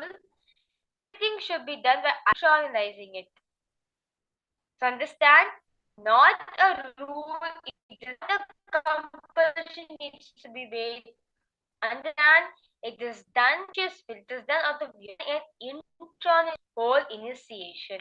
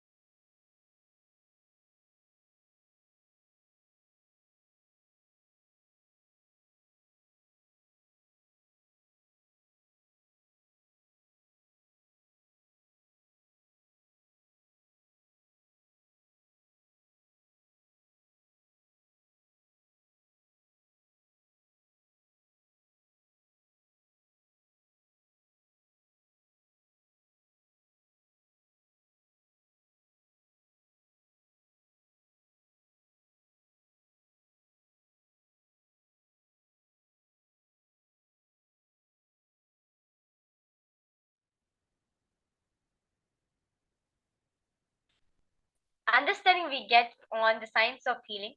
Now, all the participants who are interested to become a healer, understand as Swamiji says, if you want to become a self-healer, there is no restriction. But if you want to become a channel for the being, for the other person to experience healing through you, you need to strictly follow the non-vegetarian diet, the sattvic diet which Swamiji has beautifully given for all of us, and strictly no smoking and no drinking. But understand, you are dropping this out of your You're dropping this out of your understanding and your inspiration. It is not a rule or not a compulsion. You're not doing it out of you being forced to. You're doing it out of your intention. You're doing it so that you want to become a healer. You're doing out of your understanding and experience. And strictly only vegetarian diet. As Swami says very beautifully, only the sattvic diet, where there is no mushrooms, no eggs, meat, no non-veg at all, and no yeast products such as cakes, bread are recommended not to be taken. Strictly follow only the vegetarian lifestyle which Swamiji has given for all of us. And you should not be taking any sort of non-veg. So now, all the participants who are interested to become a healer, if you want to experience the healing initiation, now I request all of you to please go fill up the form. We'll be showing you a form where all of you can please go sign up.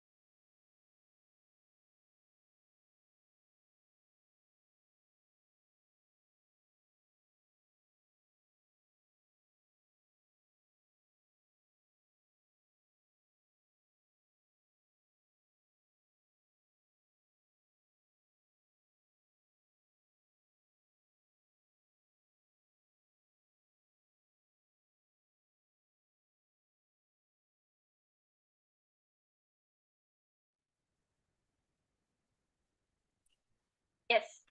So, with this beautiful understanding we get on the science of spiritual healing, we'll be now moving to getting a deeper understanding on the science of Kaya Kalpa. What is Kaya Kalpa and how can experience this science? We'll be directly hearing this Swam Swamiji.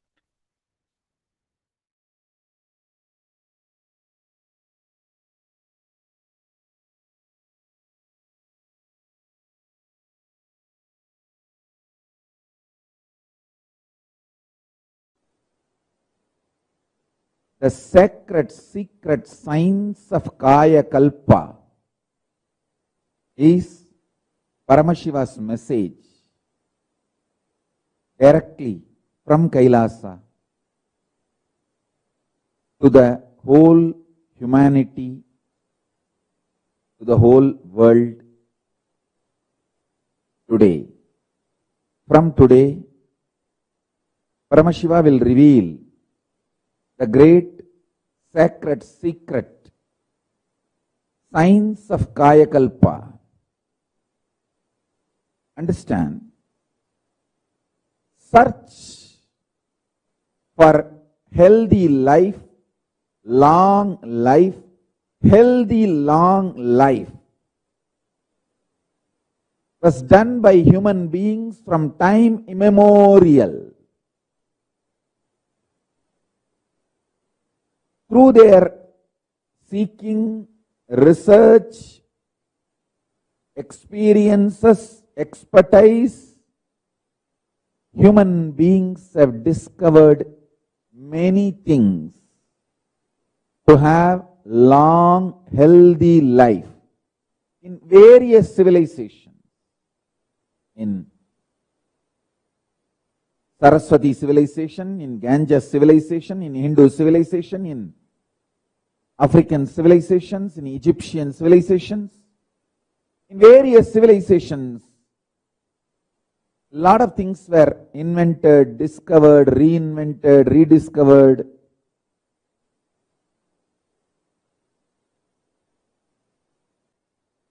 Listen, when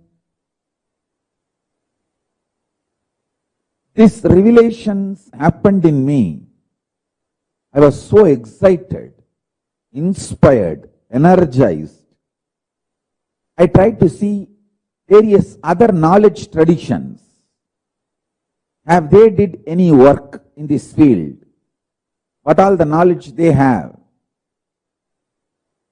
After going through everything, the Atma Pramana given by Paramashiva and Shastra Pramana given by Paramashiva, then Apta Pramana, the great masters, earlier incarnations of Paramashiva and the enlightened beings, all their Apta Pramanas and various other knowledge traditions, their experiences and expertise.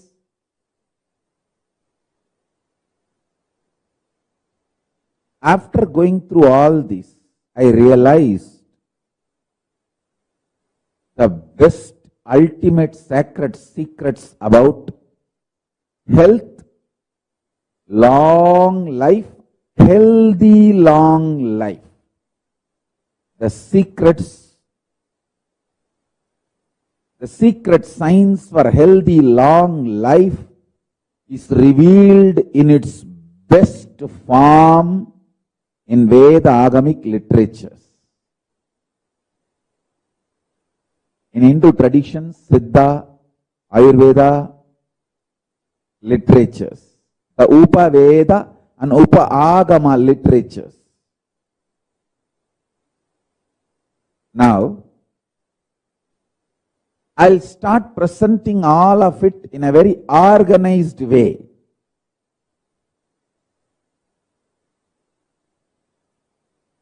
In a very presentable way, in a very user-friendly way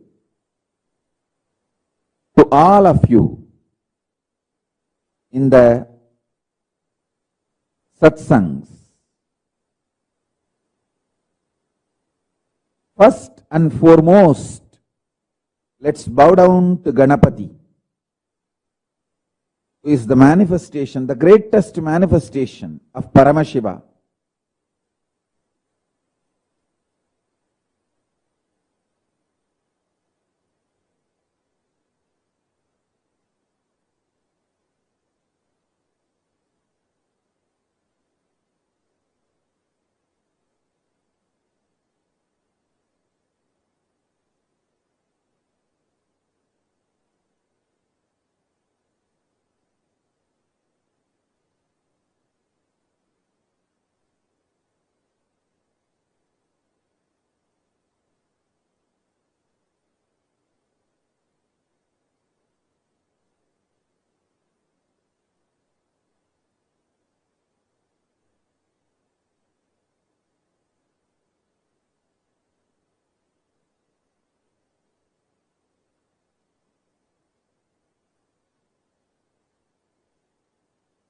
Listen.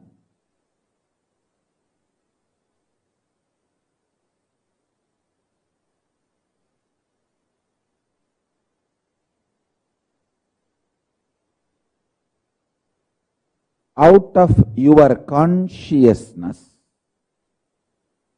you 3D printed, consciously 3D printed this physical structure, Annamaya Kosha, breathing structure, Pranamaya Kosha, mental structure, Manomaya Kosha, cognition structure, Vijnanamaya Kosha,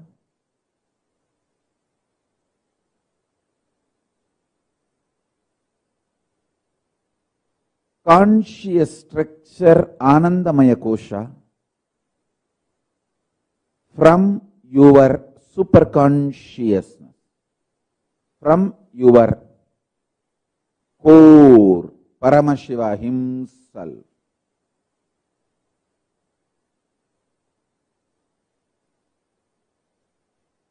Understand? Because you printed, you have powers to reprint, alter, evolve, rejuvenate, rebuild any part or fully.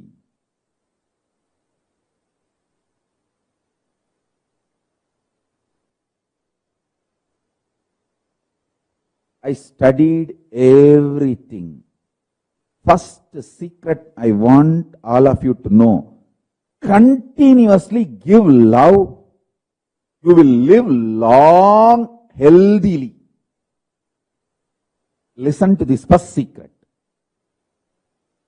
Love everyone. Go on be loving as many people as possible, as many things as possible. Expand your zone of love. Expand your space of love. I tell you, love is such powerful energy. When you give the smile and love,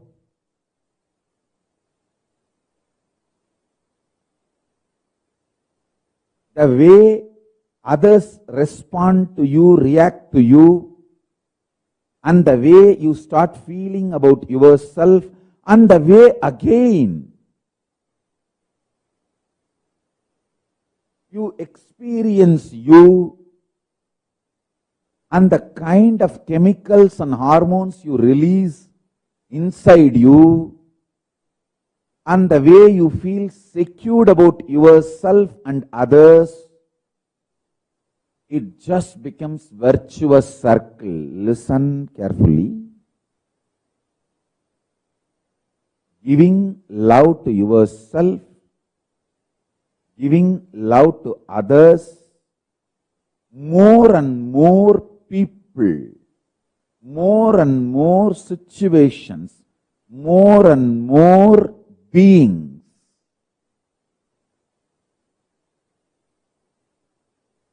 Giving love, taking intense decisions to enrich world, enrich others, Tyaga. Tyaga removes all the negativity from not only your mind, it removes negativity even from your intestine. The parasites, microbes from your intestine gets clean. Gets clean. when you start smiling at people, loving people, giving security to people, making people feel secured about you, with you, around you,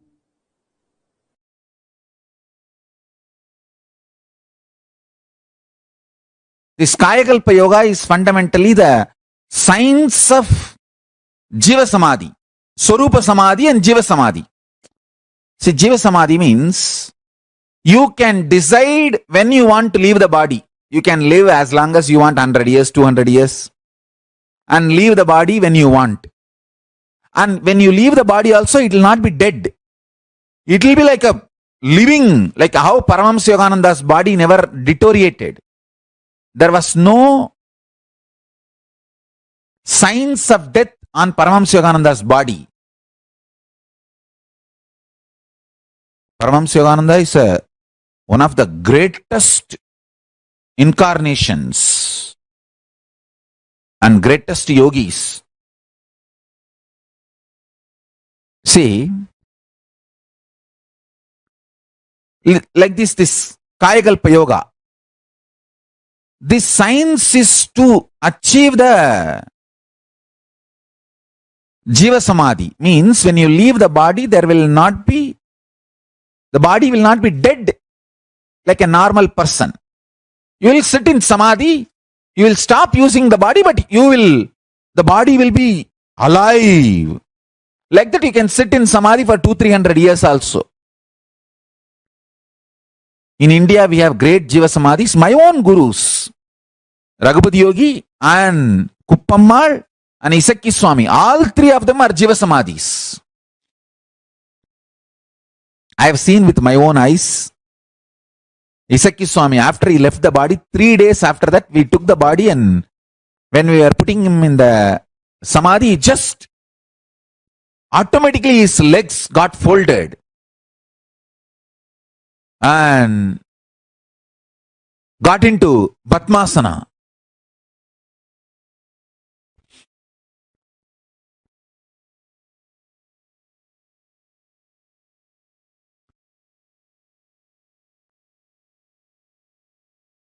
Not only I saw, there are many eyewitnesses. Even now in Tiruvannamalai they are there. All of them saw that. It happened in open place. So this science is downloaded now. I am going to share this science with the world. For this kind of downloading and sharing,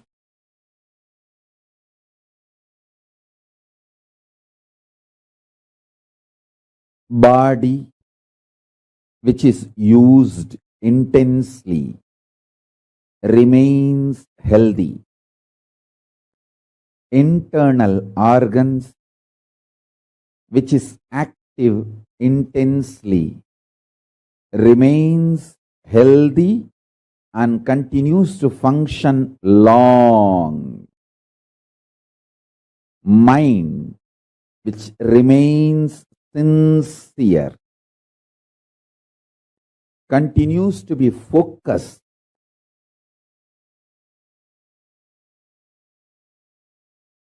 on the goal of life. Consciousness naturally, spontaneously, simultaneously, listen to this word, spontaneously and simultaneously manifest through all these three layers: mind, internal organs and body. All these three.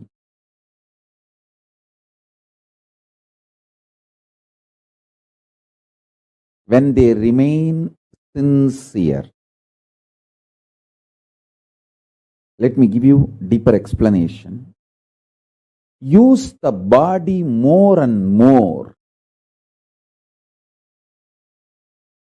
You will be very healthy, energetic.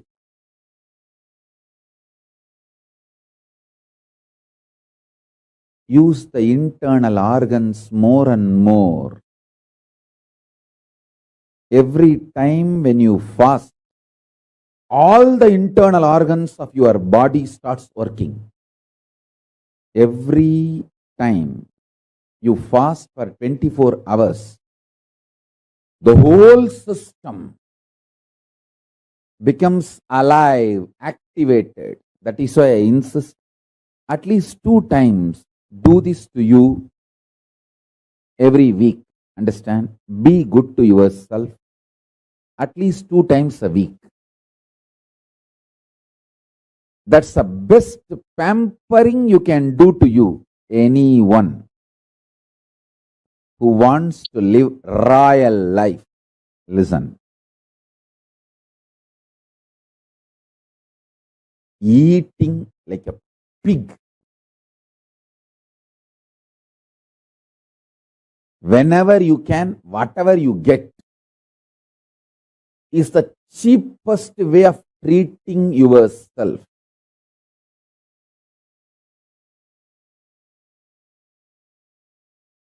Listen.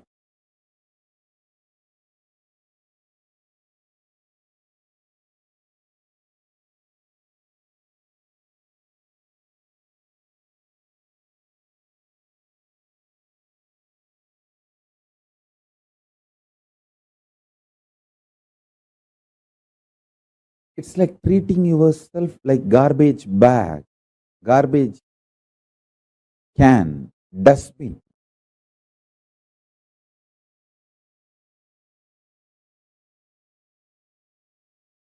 Once in a week, treat yourself good. I'll highly recommend at least twice. If you are an initial level seeker, once a week. If you are very sincere about enlightenment, twice a week. Treat yourself royal. It means stop eating. 24 hours, just absolutely no food. If you can, dry fasting. If not, just water is okay. Water fasting. All your internal organs will become alive. As I said, the best food for your body is what is already gathered and stored inside your body.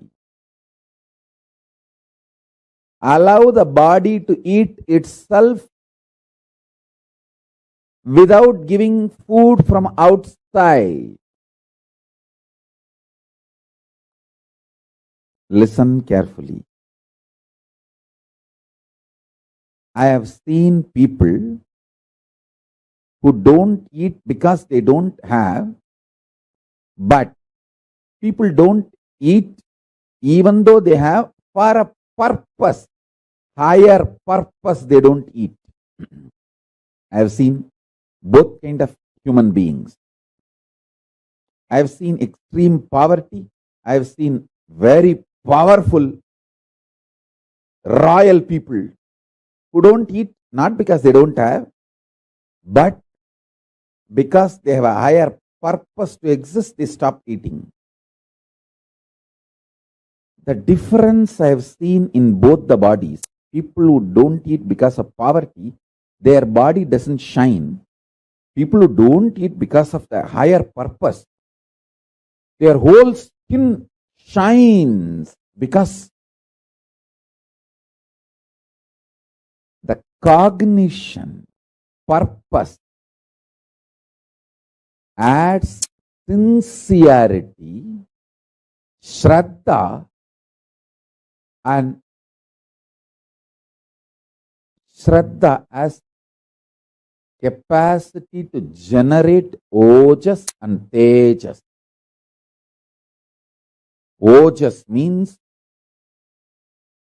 pure energy. Tejas means shining power.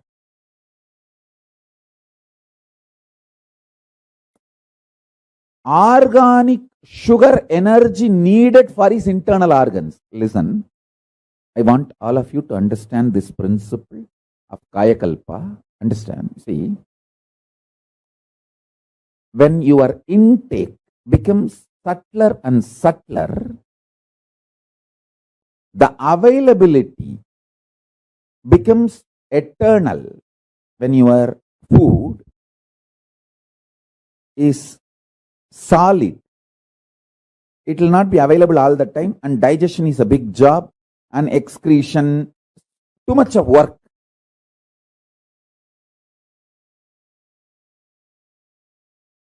And there is a lot of side effects and after effects. If your intake becomes pure energy, then the internal organs are kept alive, active, without the need for filtering the energy, this whole process. So listen, the food, when it is physical, your longevity and health reduces. When it becomes liquid, your longevity and health increases. When it becomes just pure prana, your longevity and health increases much more.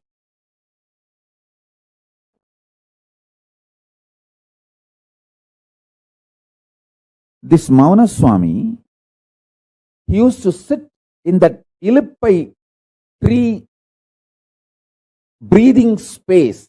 The Ilippai tree, it used to be a tall tree. All trees have their own breathing space. To the level, to the length, to the circumference, they spread their flower, fruit smell is their breathing space. So this temple tower in which this Mauna Swami was sitting comes within the breathing space of that Ilippai tree.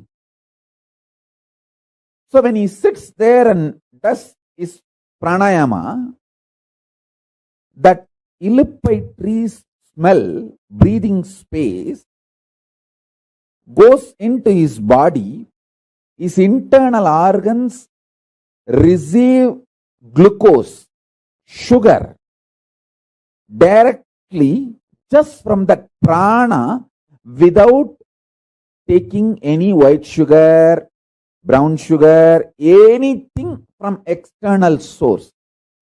I tell you, just if you do the detox properly, cleanse all the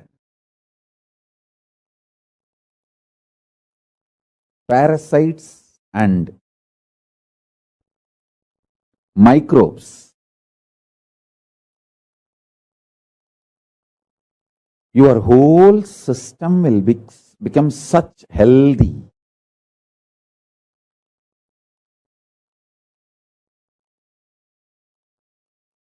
And Kaya Kalpa will simply happen.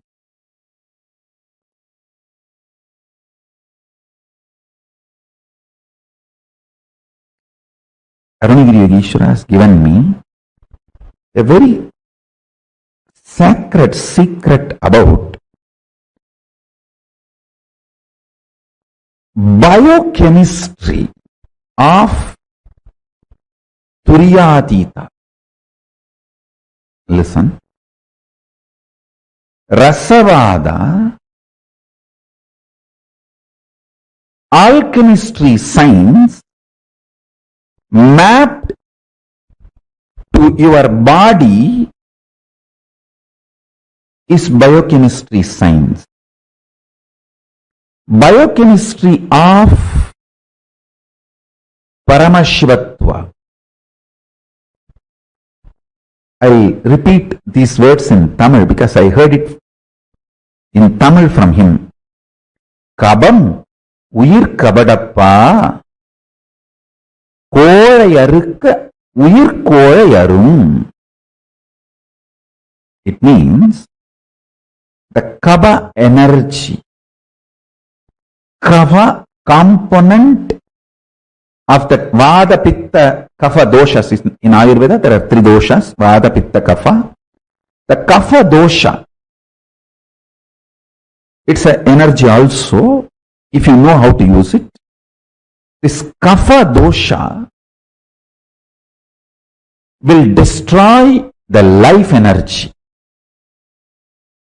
There's one more word he used, Kolai. Kolai, that word has two meanings.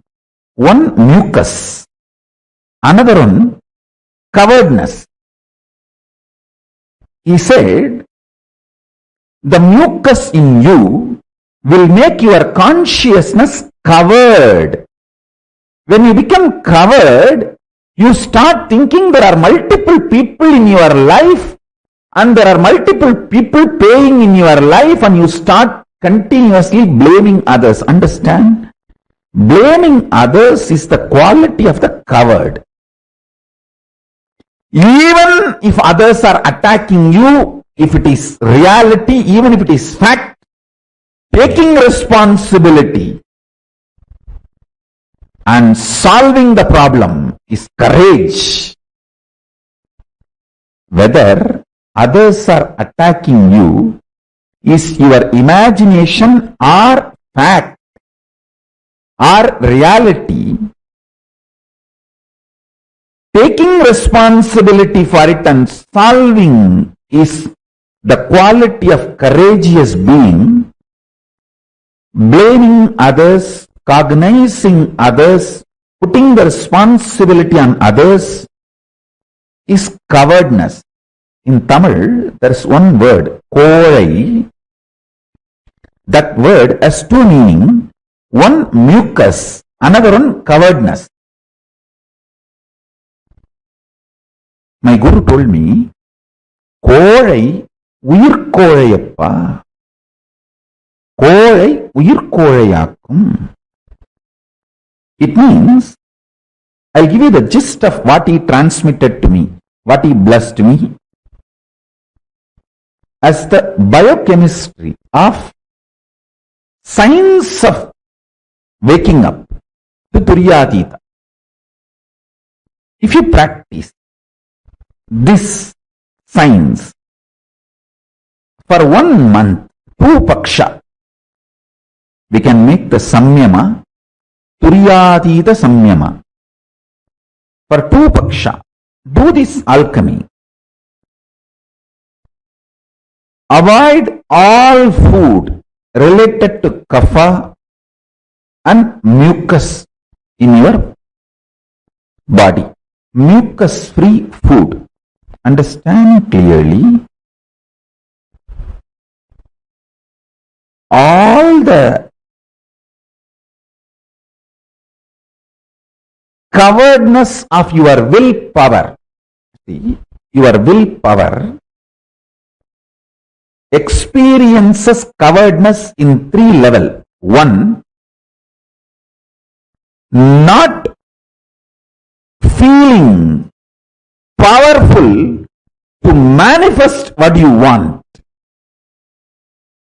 Second, not thinking through, planning or acting. Third, strongly feeling your opposite powers, opponents, other than you are extremely powerful. It may be persons, situations, places. All of them are extremely powerful. They may overpower you. The intense fear. All these are definitions of coveredness of will. When your will collapses into coveredness, These are all the experiences you manifest. I tell you, too simple. Too simple. Change your biochemistry, the whole problem will be solved. I have seen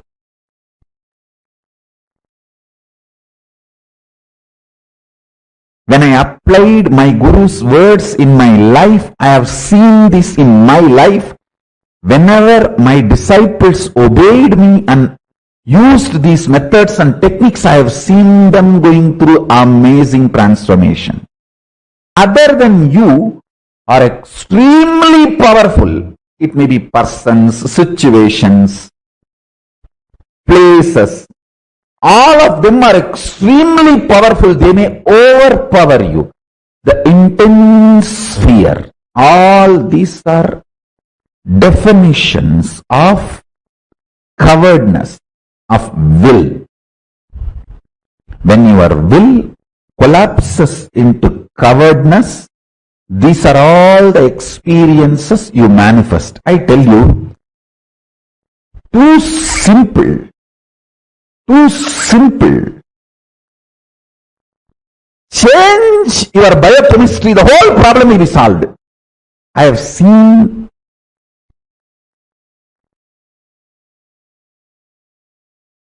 when I applied my Guru's words in my life, I have seen this in my life. Whenever my disciples obeyed me and used these methods and techniques, I have seen them going through amazing transformation. Just two paksha means either Amavasya to Paurnami or Paurnami to Amavasya. You see, actually, Amavasya to Paurnami, Paurnami to Amavasya. Each is one paksha. Amavasya to Paurnami is one paksha. Paurnami to Amavasya is one paksha. Have two paksha, one Krishna paksha, one Amara paksha. Sorry, one Sukla paksha, one Krishna paksha. Sukla paksha is growing, Krishna paksha is coming down. So two paksha. It will be almost like a 31 days, roughly. Sometimes it will be 30, sometimes it will be even 32. Two paksha. You can make it like a Paurnami to Paurnami or Amavasya to Amavasya. Just only these three.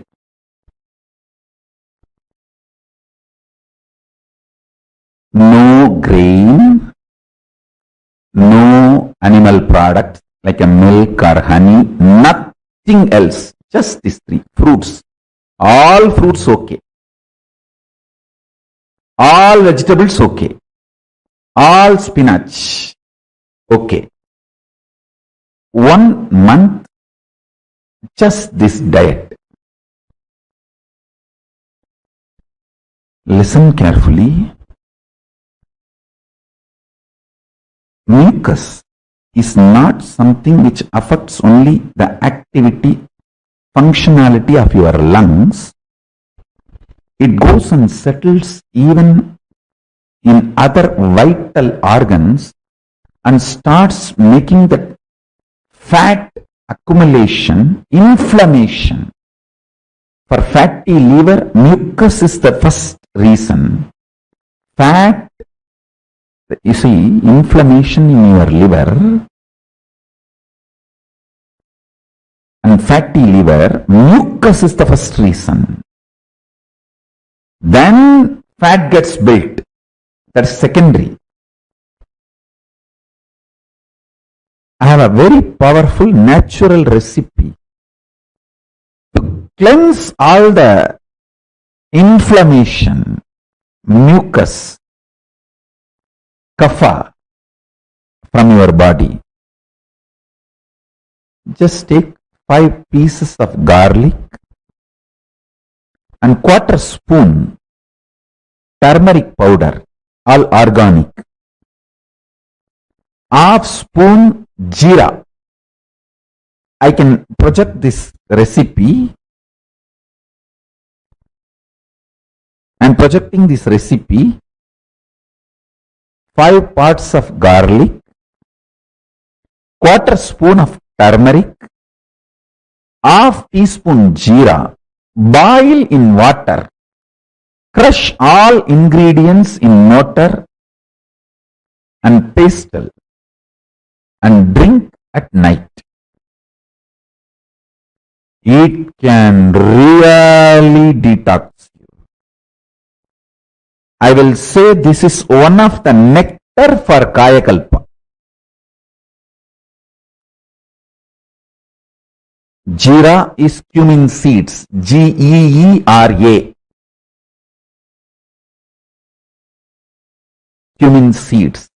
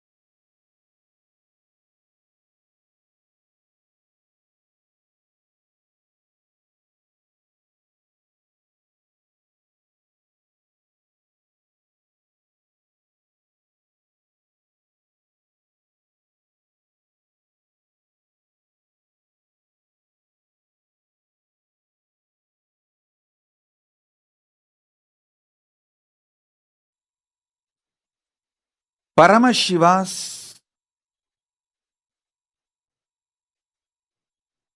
super conscious mutation manifestations. When he super consciously mutated, his manifestations, 64 manifestations documented in Veda Agamas, which he himself describes. Manifesting all of them in you is the complete manifestation of Paramadvaita. Listen. Paramashiva's own superconscious mutation manifestations, 64 manifestations he himself describes in Vedagamas. Lingamurti, Lingodbhavamurti, Sadashivamurti, Mahasadashivamurti, Umamaheshwaramurti, Sukasanamurti, Umeshamurti, Somasgandamurti, Vrishabhantikamurti, Natarajamurti, Dakshinamurti, Mahakalabhairavamurti. His own 64 superconscious mutation manifestations,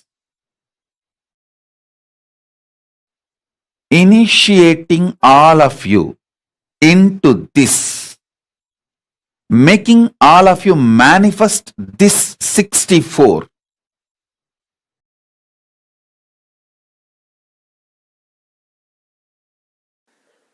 So, his action of coming down to remove the ego of Targavana rishis, that only is considered as Dakshinamurti. Dakshinamurti is not separate from Mahadeva. His action of coming down and with a begging bowl, that is Bhikshadana, and his action of teaching enlightenment and giving the experience of Shivoham to Targavana rishis is Dakshinamurti. So his action of seducing all the Rishi Patnis is the Rishabharuda. If you see that there is a form of Mahadeva, most handsome form, the Rishabharuda, where he just seduces all the Rishi Patnis and the Rishis were shaken because that is the only weak point they had. They were so proud of everything else. So he wants to expose their weak point to them. So that form, that action is considered as Rishabharuda. So each of his action assumes one form.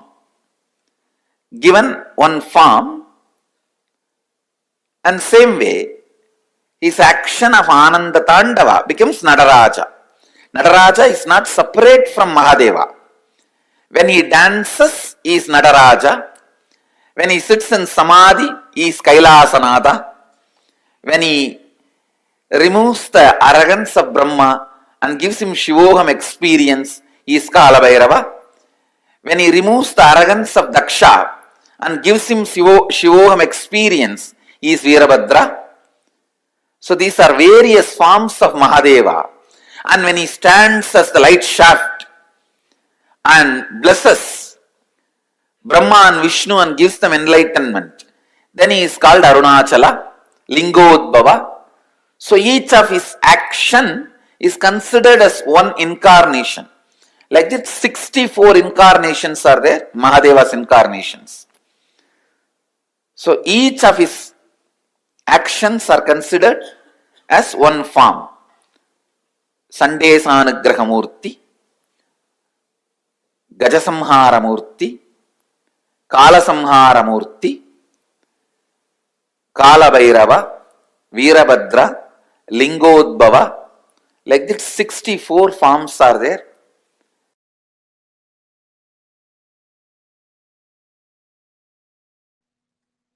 Each of the 64 manifestations of Paramashiva is one expression, one superconscious manifestation, one of the superconscious mutation of Paramashiva in his various manifestations. I should say superconscious mutation manifestation of Paramashiva is countless.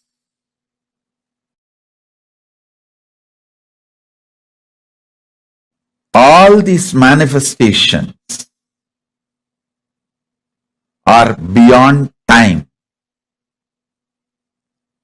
I am talking about 64 because he revealed 64 to planet Earth for all of us to know.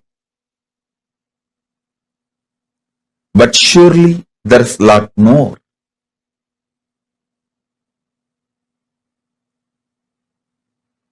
For all of us, what we need to know is revealed.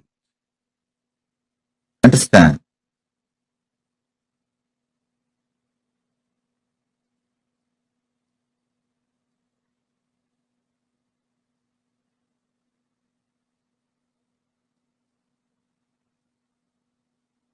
First, meditate and try to understand there is a space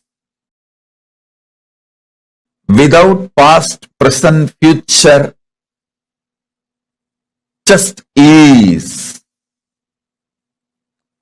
Past, present, future is nothing but time cognized by the mind, which can cognize only small things, which cannot cognize the pure isness. When you are agitated and restless inside, you cognize only small things. Kanda, kanda, kanda. Small, small, small. When you are peaceful, unclutched, powerful inside, you see akanda, unbroken, which is no Jesus, pure Akanda. That is why in Hindu tradition, time is always shown as circular, not linear. It is circular.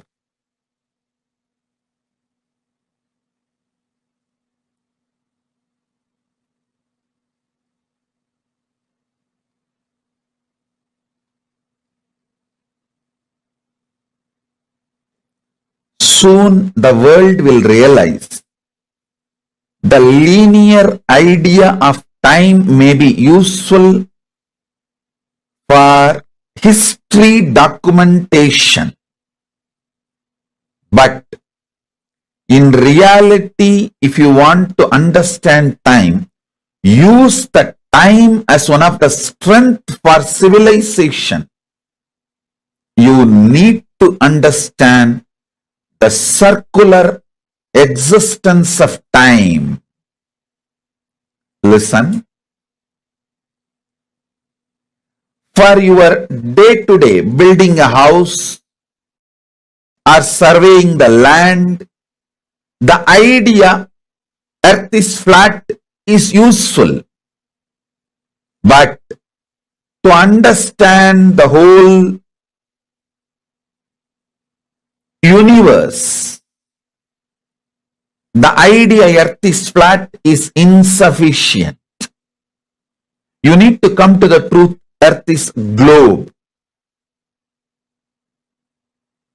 Same way, to record history, understanding time as a linear movement may be useful.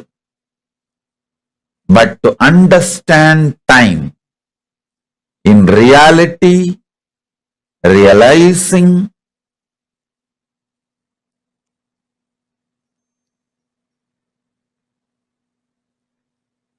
time is circular, and time there is no was, will, time is. Time is. If you cognize that, you will understand Dakshinamurti is manifesting now. Paramashiva is manifesting as Linga now.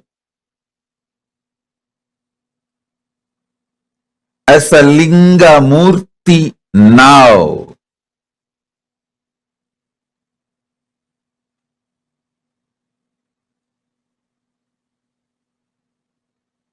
Paramashiva is manifesting as Lingodbhava Murti now. Understand? All you need to enjoy the powers and superconscious mutation of 64 manifestations of Paramashiva is to have the right knowledge about all that 64 manifestations. You need to understand Paramashiva as he introduces himself. Listen, if you want to understand me, you need to understand as I introduce me to you. You can't understand me with your own independent investigation. Neither your mind is capable nor your consciousness is powerful to grasp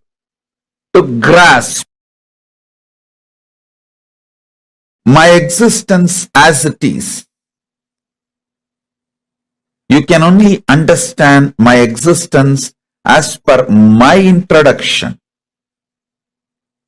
Same way, you can understand Paramashiva only based on his own introduction.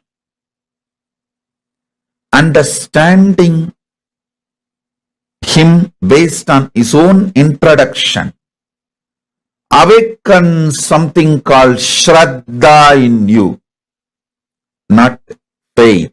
Faith is your word. Shraddha. And Shraddha breeds bhakti.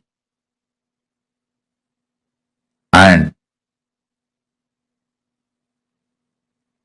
all the Ananta Kalyana Gunas, auspicious qualities of Paramashiva starts manifesting in you. Powers of Paramashiva starts manifesting in you.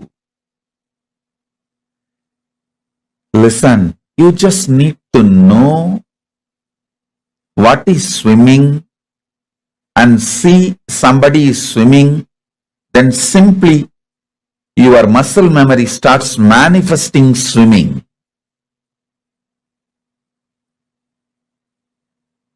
Same way, you just need to know about the superconscious mutations of Paramashiva and see someone manifesting it. Your muscle memory, bioenergy, all will just pick up. And simply you will enjoy superconscious mutation of Paramashiva.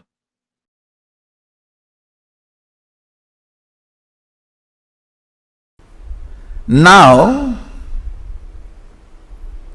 the power manifestation, the initiation and power manifestation you are going to have,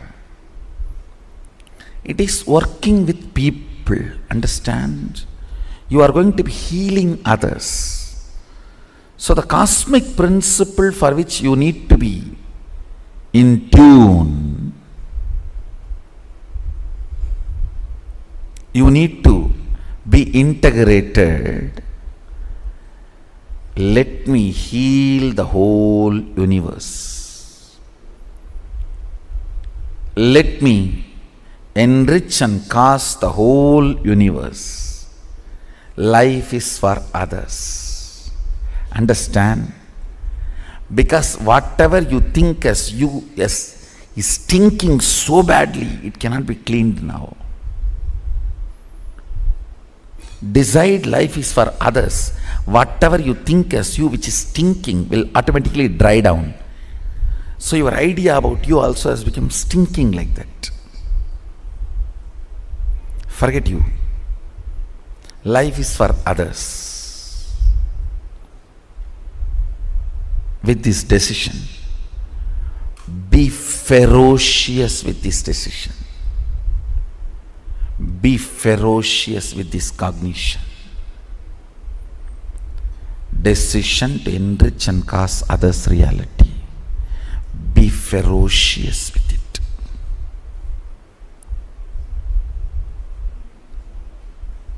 Few minutes before entering into initiation, pen down all the incompletions you want to complete, impossibilities you want to break, guilts you want to burn, anything you want to get rid, pen down, even if it is your mother-in-law. Whatever you want to get rid in your life, pen down.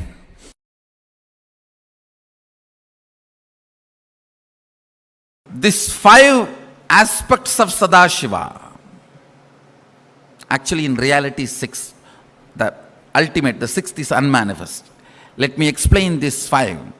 Creation, sustenance, destruction, delusion, liberation.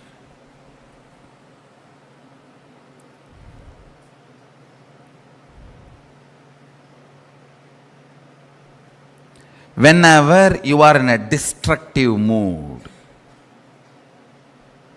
feel responsibility. Bring responsibility into it.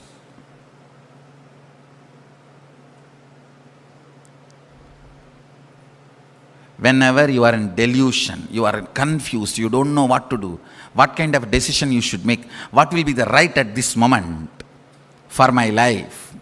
Whenever you are in that delusion, throw bhava, just throw yourself away and decide your life is for others. Say, Confusion means whatever I know as me is rotten. Once it is rotten, whether it is Kashmir apple or California orange, it is useless. Once it is rotten, you can't say, oh, Kashmir apple, California orange.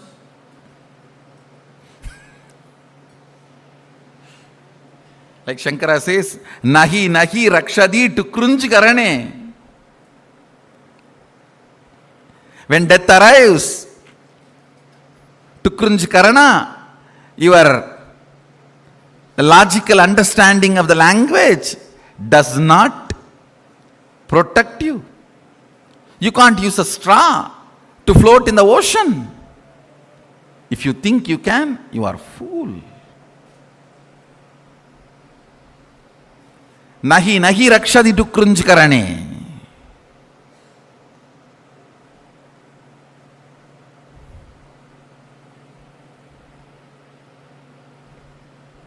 When you are in the mood of delusion,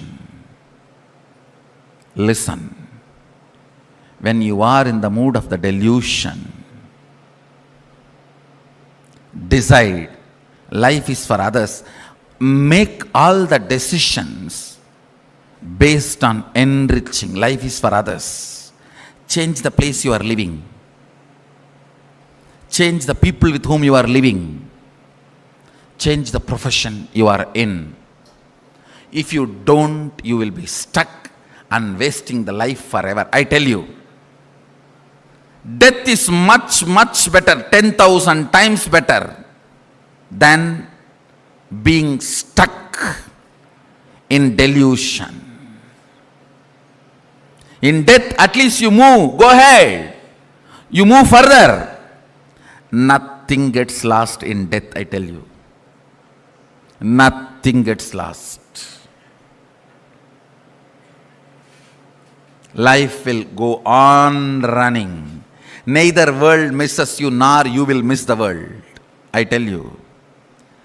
Many people think, oh, if I die, everybody will miss me. ஊரெல்லாம் கூடி ஒலிக்க அழுதிட்டு பேரினை நீக்கி பிணம் என்று பெயரிட்டு சூரையங்காட்டிடை கொண்டு போய் சுட்டிட்டு நீரினில் முழுகி நினைப்பொழிந்தனரே.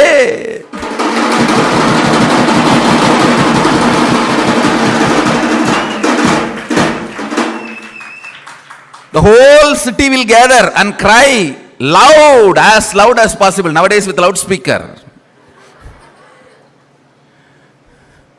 ஊரெல்லாம் கூடி ஒலிக்க அழுதிட்டு பேரினை நீக்கி பிணம் என்று பெயரிட்டு. You may be Padmasri, Padma Vibhushan.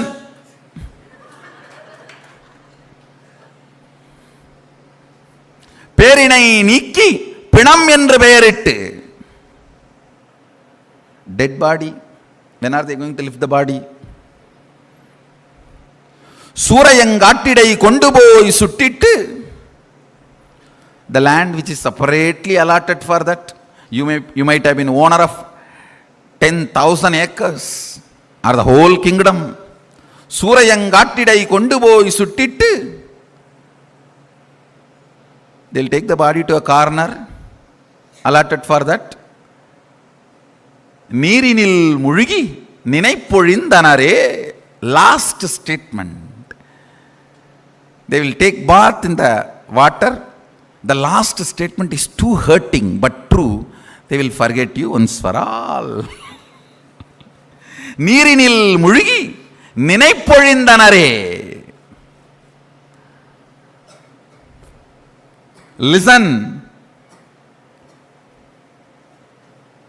They will take bath in the water body and forget. It is not even forgetting, deleting. நினைப்பு ஒழிந்தனரே. It is just delete, over, control D, control delete.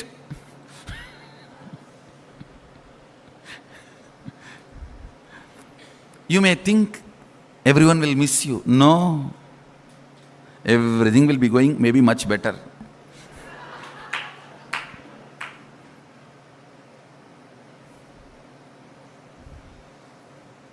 And you may feel you will be missing the world, which is not reality, actually. If you are a Hindu, you have eternal time, you are given again and again birth.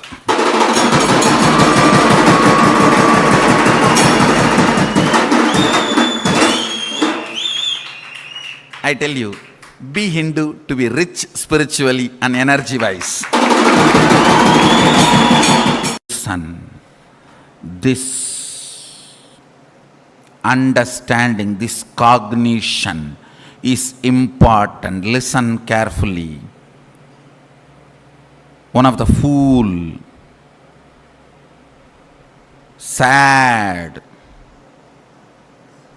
fellow was talking, saying, oh, whatever you believe, after death, it is all going to be same and all of you will have the next birth. No. Listen. If you don't cognize that next birth is a possibility while you are in the body, even if the next birth door opens, you will be afraid to jump in because it will be overwhelming. You never walk into the door about which you are not briefly introduced or you have not cognized. It will be so overwhelming. You will not get into any door. You will just lock your closet and be inside. That is why the religions and traditions which does not give you the cognition of multiple births insist on retaining the shell. At least inside the shell you will have a place. Hindus don't. They never tell you to retain the shell. They tell you burn it as quickly as possible. Get rid of it. Move ahead.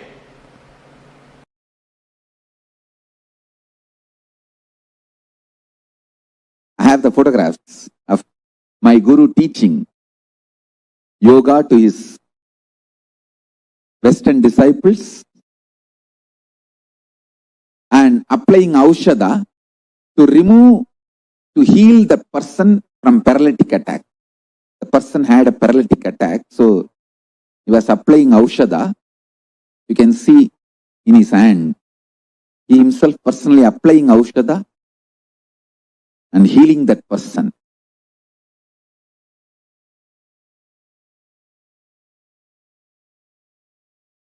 He is personally taking classes and teaching yoga to the disciples from around the world. This is just near Tiruvannamalai temple.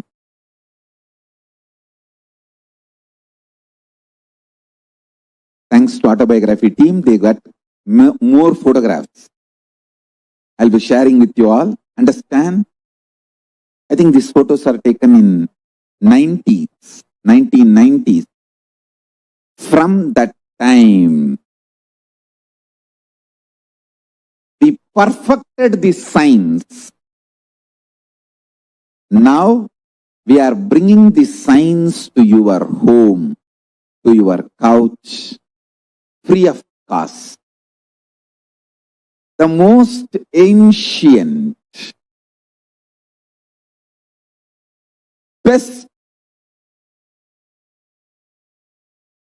way of life and best kept sacred secrets. All these years, these secrets were kept inside the monastery, handed over only from guru to disciple, guru to disciple, guru to disciple. The secrets kept inside the Siddha Paramparas, Siddha tradition. Now, not only I practice all of that in my life and manifested it by teaching to millions of people last 26 years. We have perfected the science of teaching, enriching and enriching.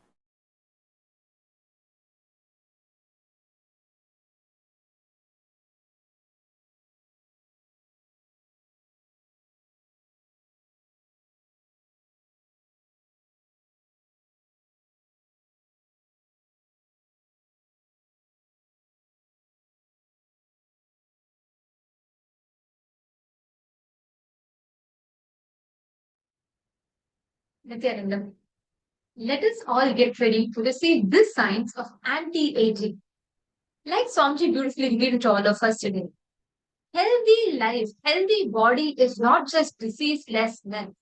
It is your ability to be in complete completion with your body, where your body becomes completely under your command, which means anything you will, your body simply takes that shape, takes that form to manifest that, to experience that, to make that as reality.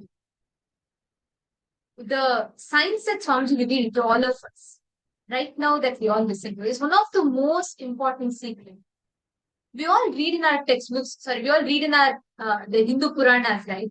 How Hanuman could become as big as he wants, how he could become as small as he wants, or any great yogis.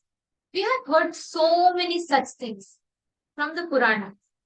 They're all a science. They're not mere mythology. And Swamiji has revived that science successfully. Swamiji is himself an embodiment of it. How Swamiji lived beyond any time. Swamiji's body has no limitations. There is no pain. There is no kind of a disease. If you see Swamiji will go on anti-aging, anti-aging, anti-aging. That science that Swamiji is gifting us today in the initiation is precisely this. Can I request all the participants, every one of you, to please come and settle down? Now, it is time for all of us to get ready to receive this science as initiation today. We have a very, very special healer's initiation today. To those of you that are here, to all the participants that are here with us, we request all of you to please gather and settle down. And please come on the cameras. We request every one of you to take a few minutes. Today we have a very powerful initiation. Anybody that you know who is suffering from any kind of a disease, take a few minutes and bring them for the darshan today.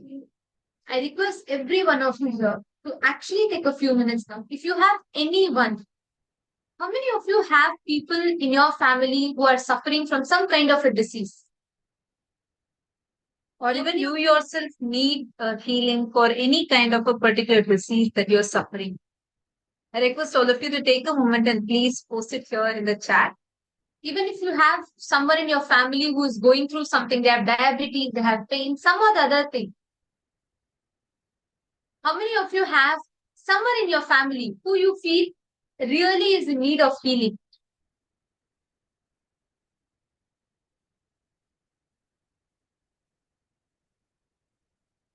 Okay, I see many of you are posting. Understand, today during the darshan, all the any kind of disease, physical issues that you're suffering from, Swamiji will shower us with the healing energy. Simply when we are in the space of an incarnation, right? When we are in the breathing space of an incarnation, when we are in that connected to that incarnation, just his very presence will heal. Just by seeing his form, we experience liberation. Just by being in his presence, just by breathing the air that Swamiji breathes, we experience healing. And here, the distance, the time does not matter. Because today, when Swamiji is manifesting, he's manifesting in his ultimate form. As Karuna Murti, he appears as Bhagavan Dwarabhakna Murti to attend to all the pain, suffering, heal us from any kind of a disease that we are stuck in. I request every one of you that are sitting here, take a few minutes, reach out to your loved ones, anyone that you remember. As soon as you see, who is the person that you remember? As soon as you hear healing, who is the person that comes into your inner space? Take a minute. I request every one of you to share the darshan link with them. Take a moment. Come on, Lalita, share it with your sister. Invite her. Tell her to join you and be here for this initiation. Just by sitting here and directly seeing all the viewers that are watching us on social media. I request all of you also to come and join us via Zoom. It's absolutely free. But when you are sitting in the two-way video conferencing, that not just you are getting to see Swamiji, but you also have the unique, rare Nayana Diksha, where you can be seen by Swamiji, which by itself is an initiation. Just through seeing, Swamiji transmits his energy to you. So this is even more powerful anybody that wants to receive healing, please take a moment and invite your family, invite your friends, anyone, whoever you feel. The moment you remember someone is in need of healing, whom do you remember?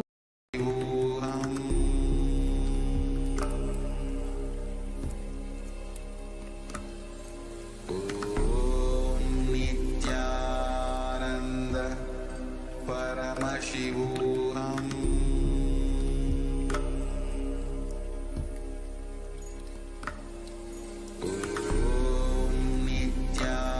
Nityananda Paramashivoham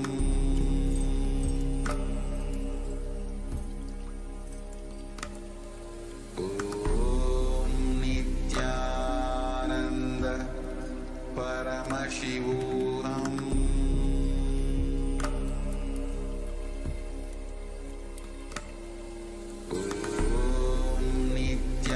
Nityananda Paramashivoham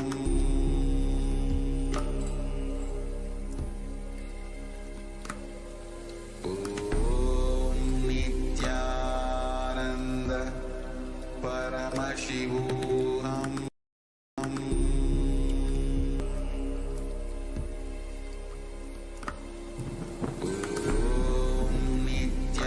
Nityananda Paramashivoham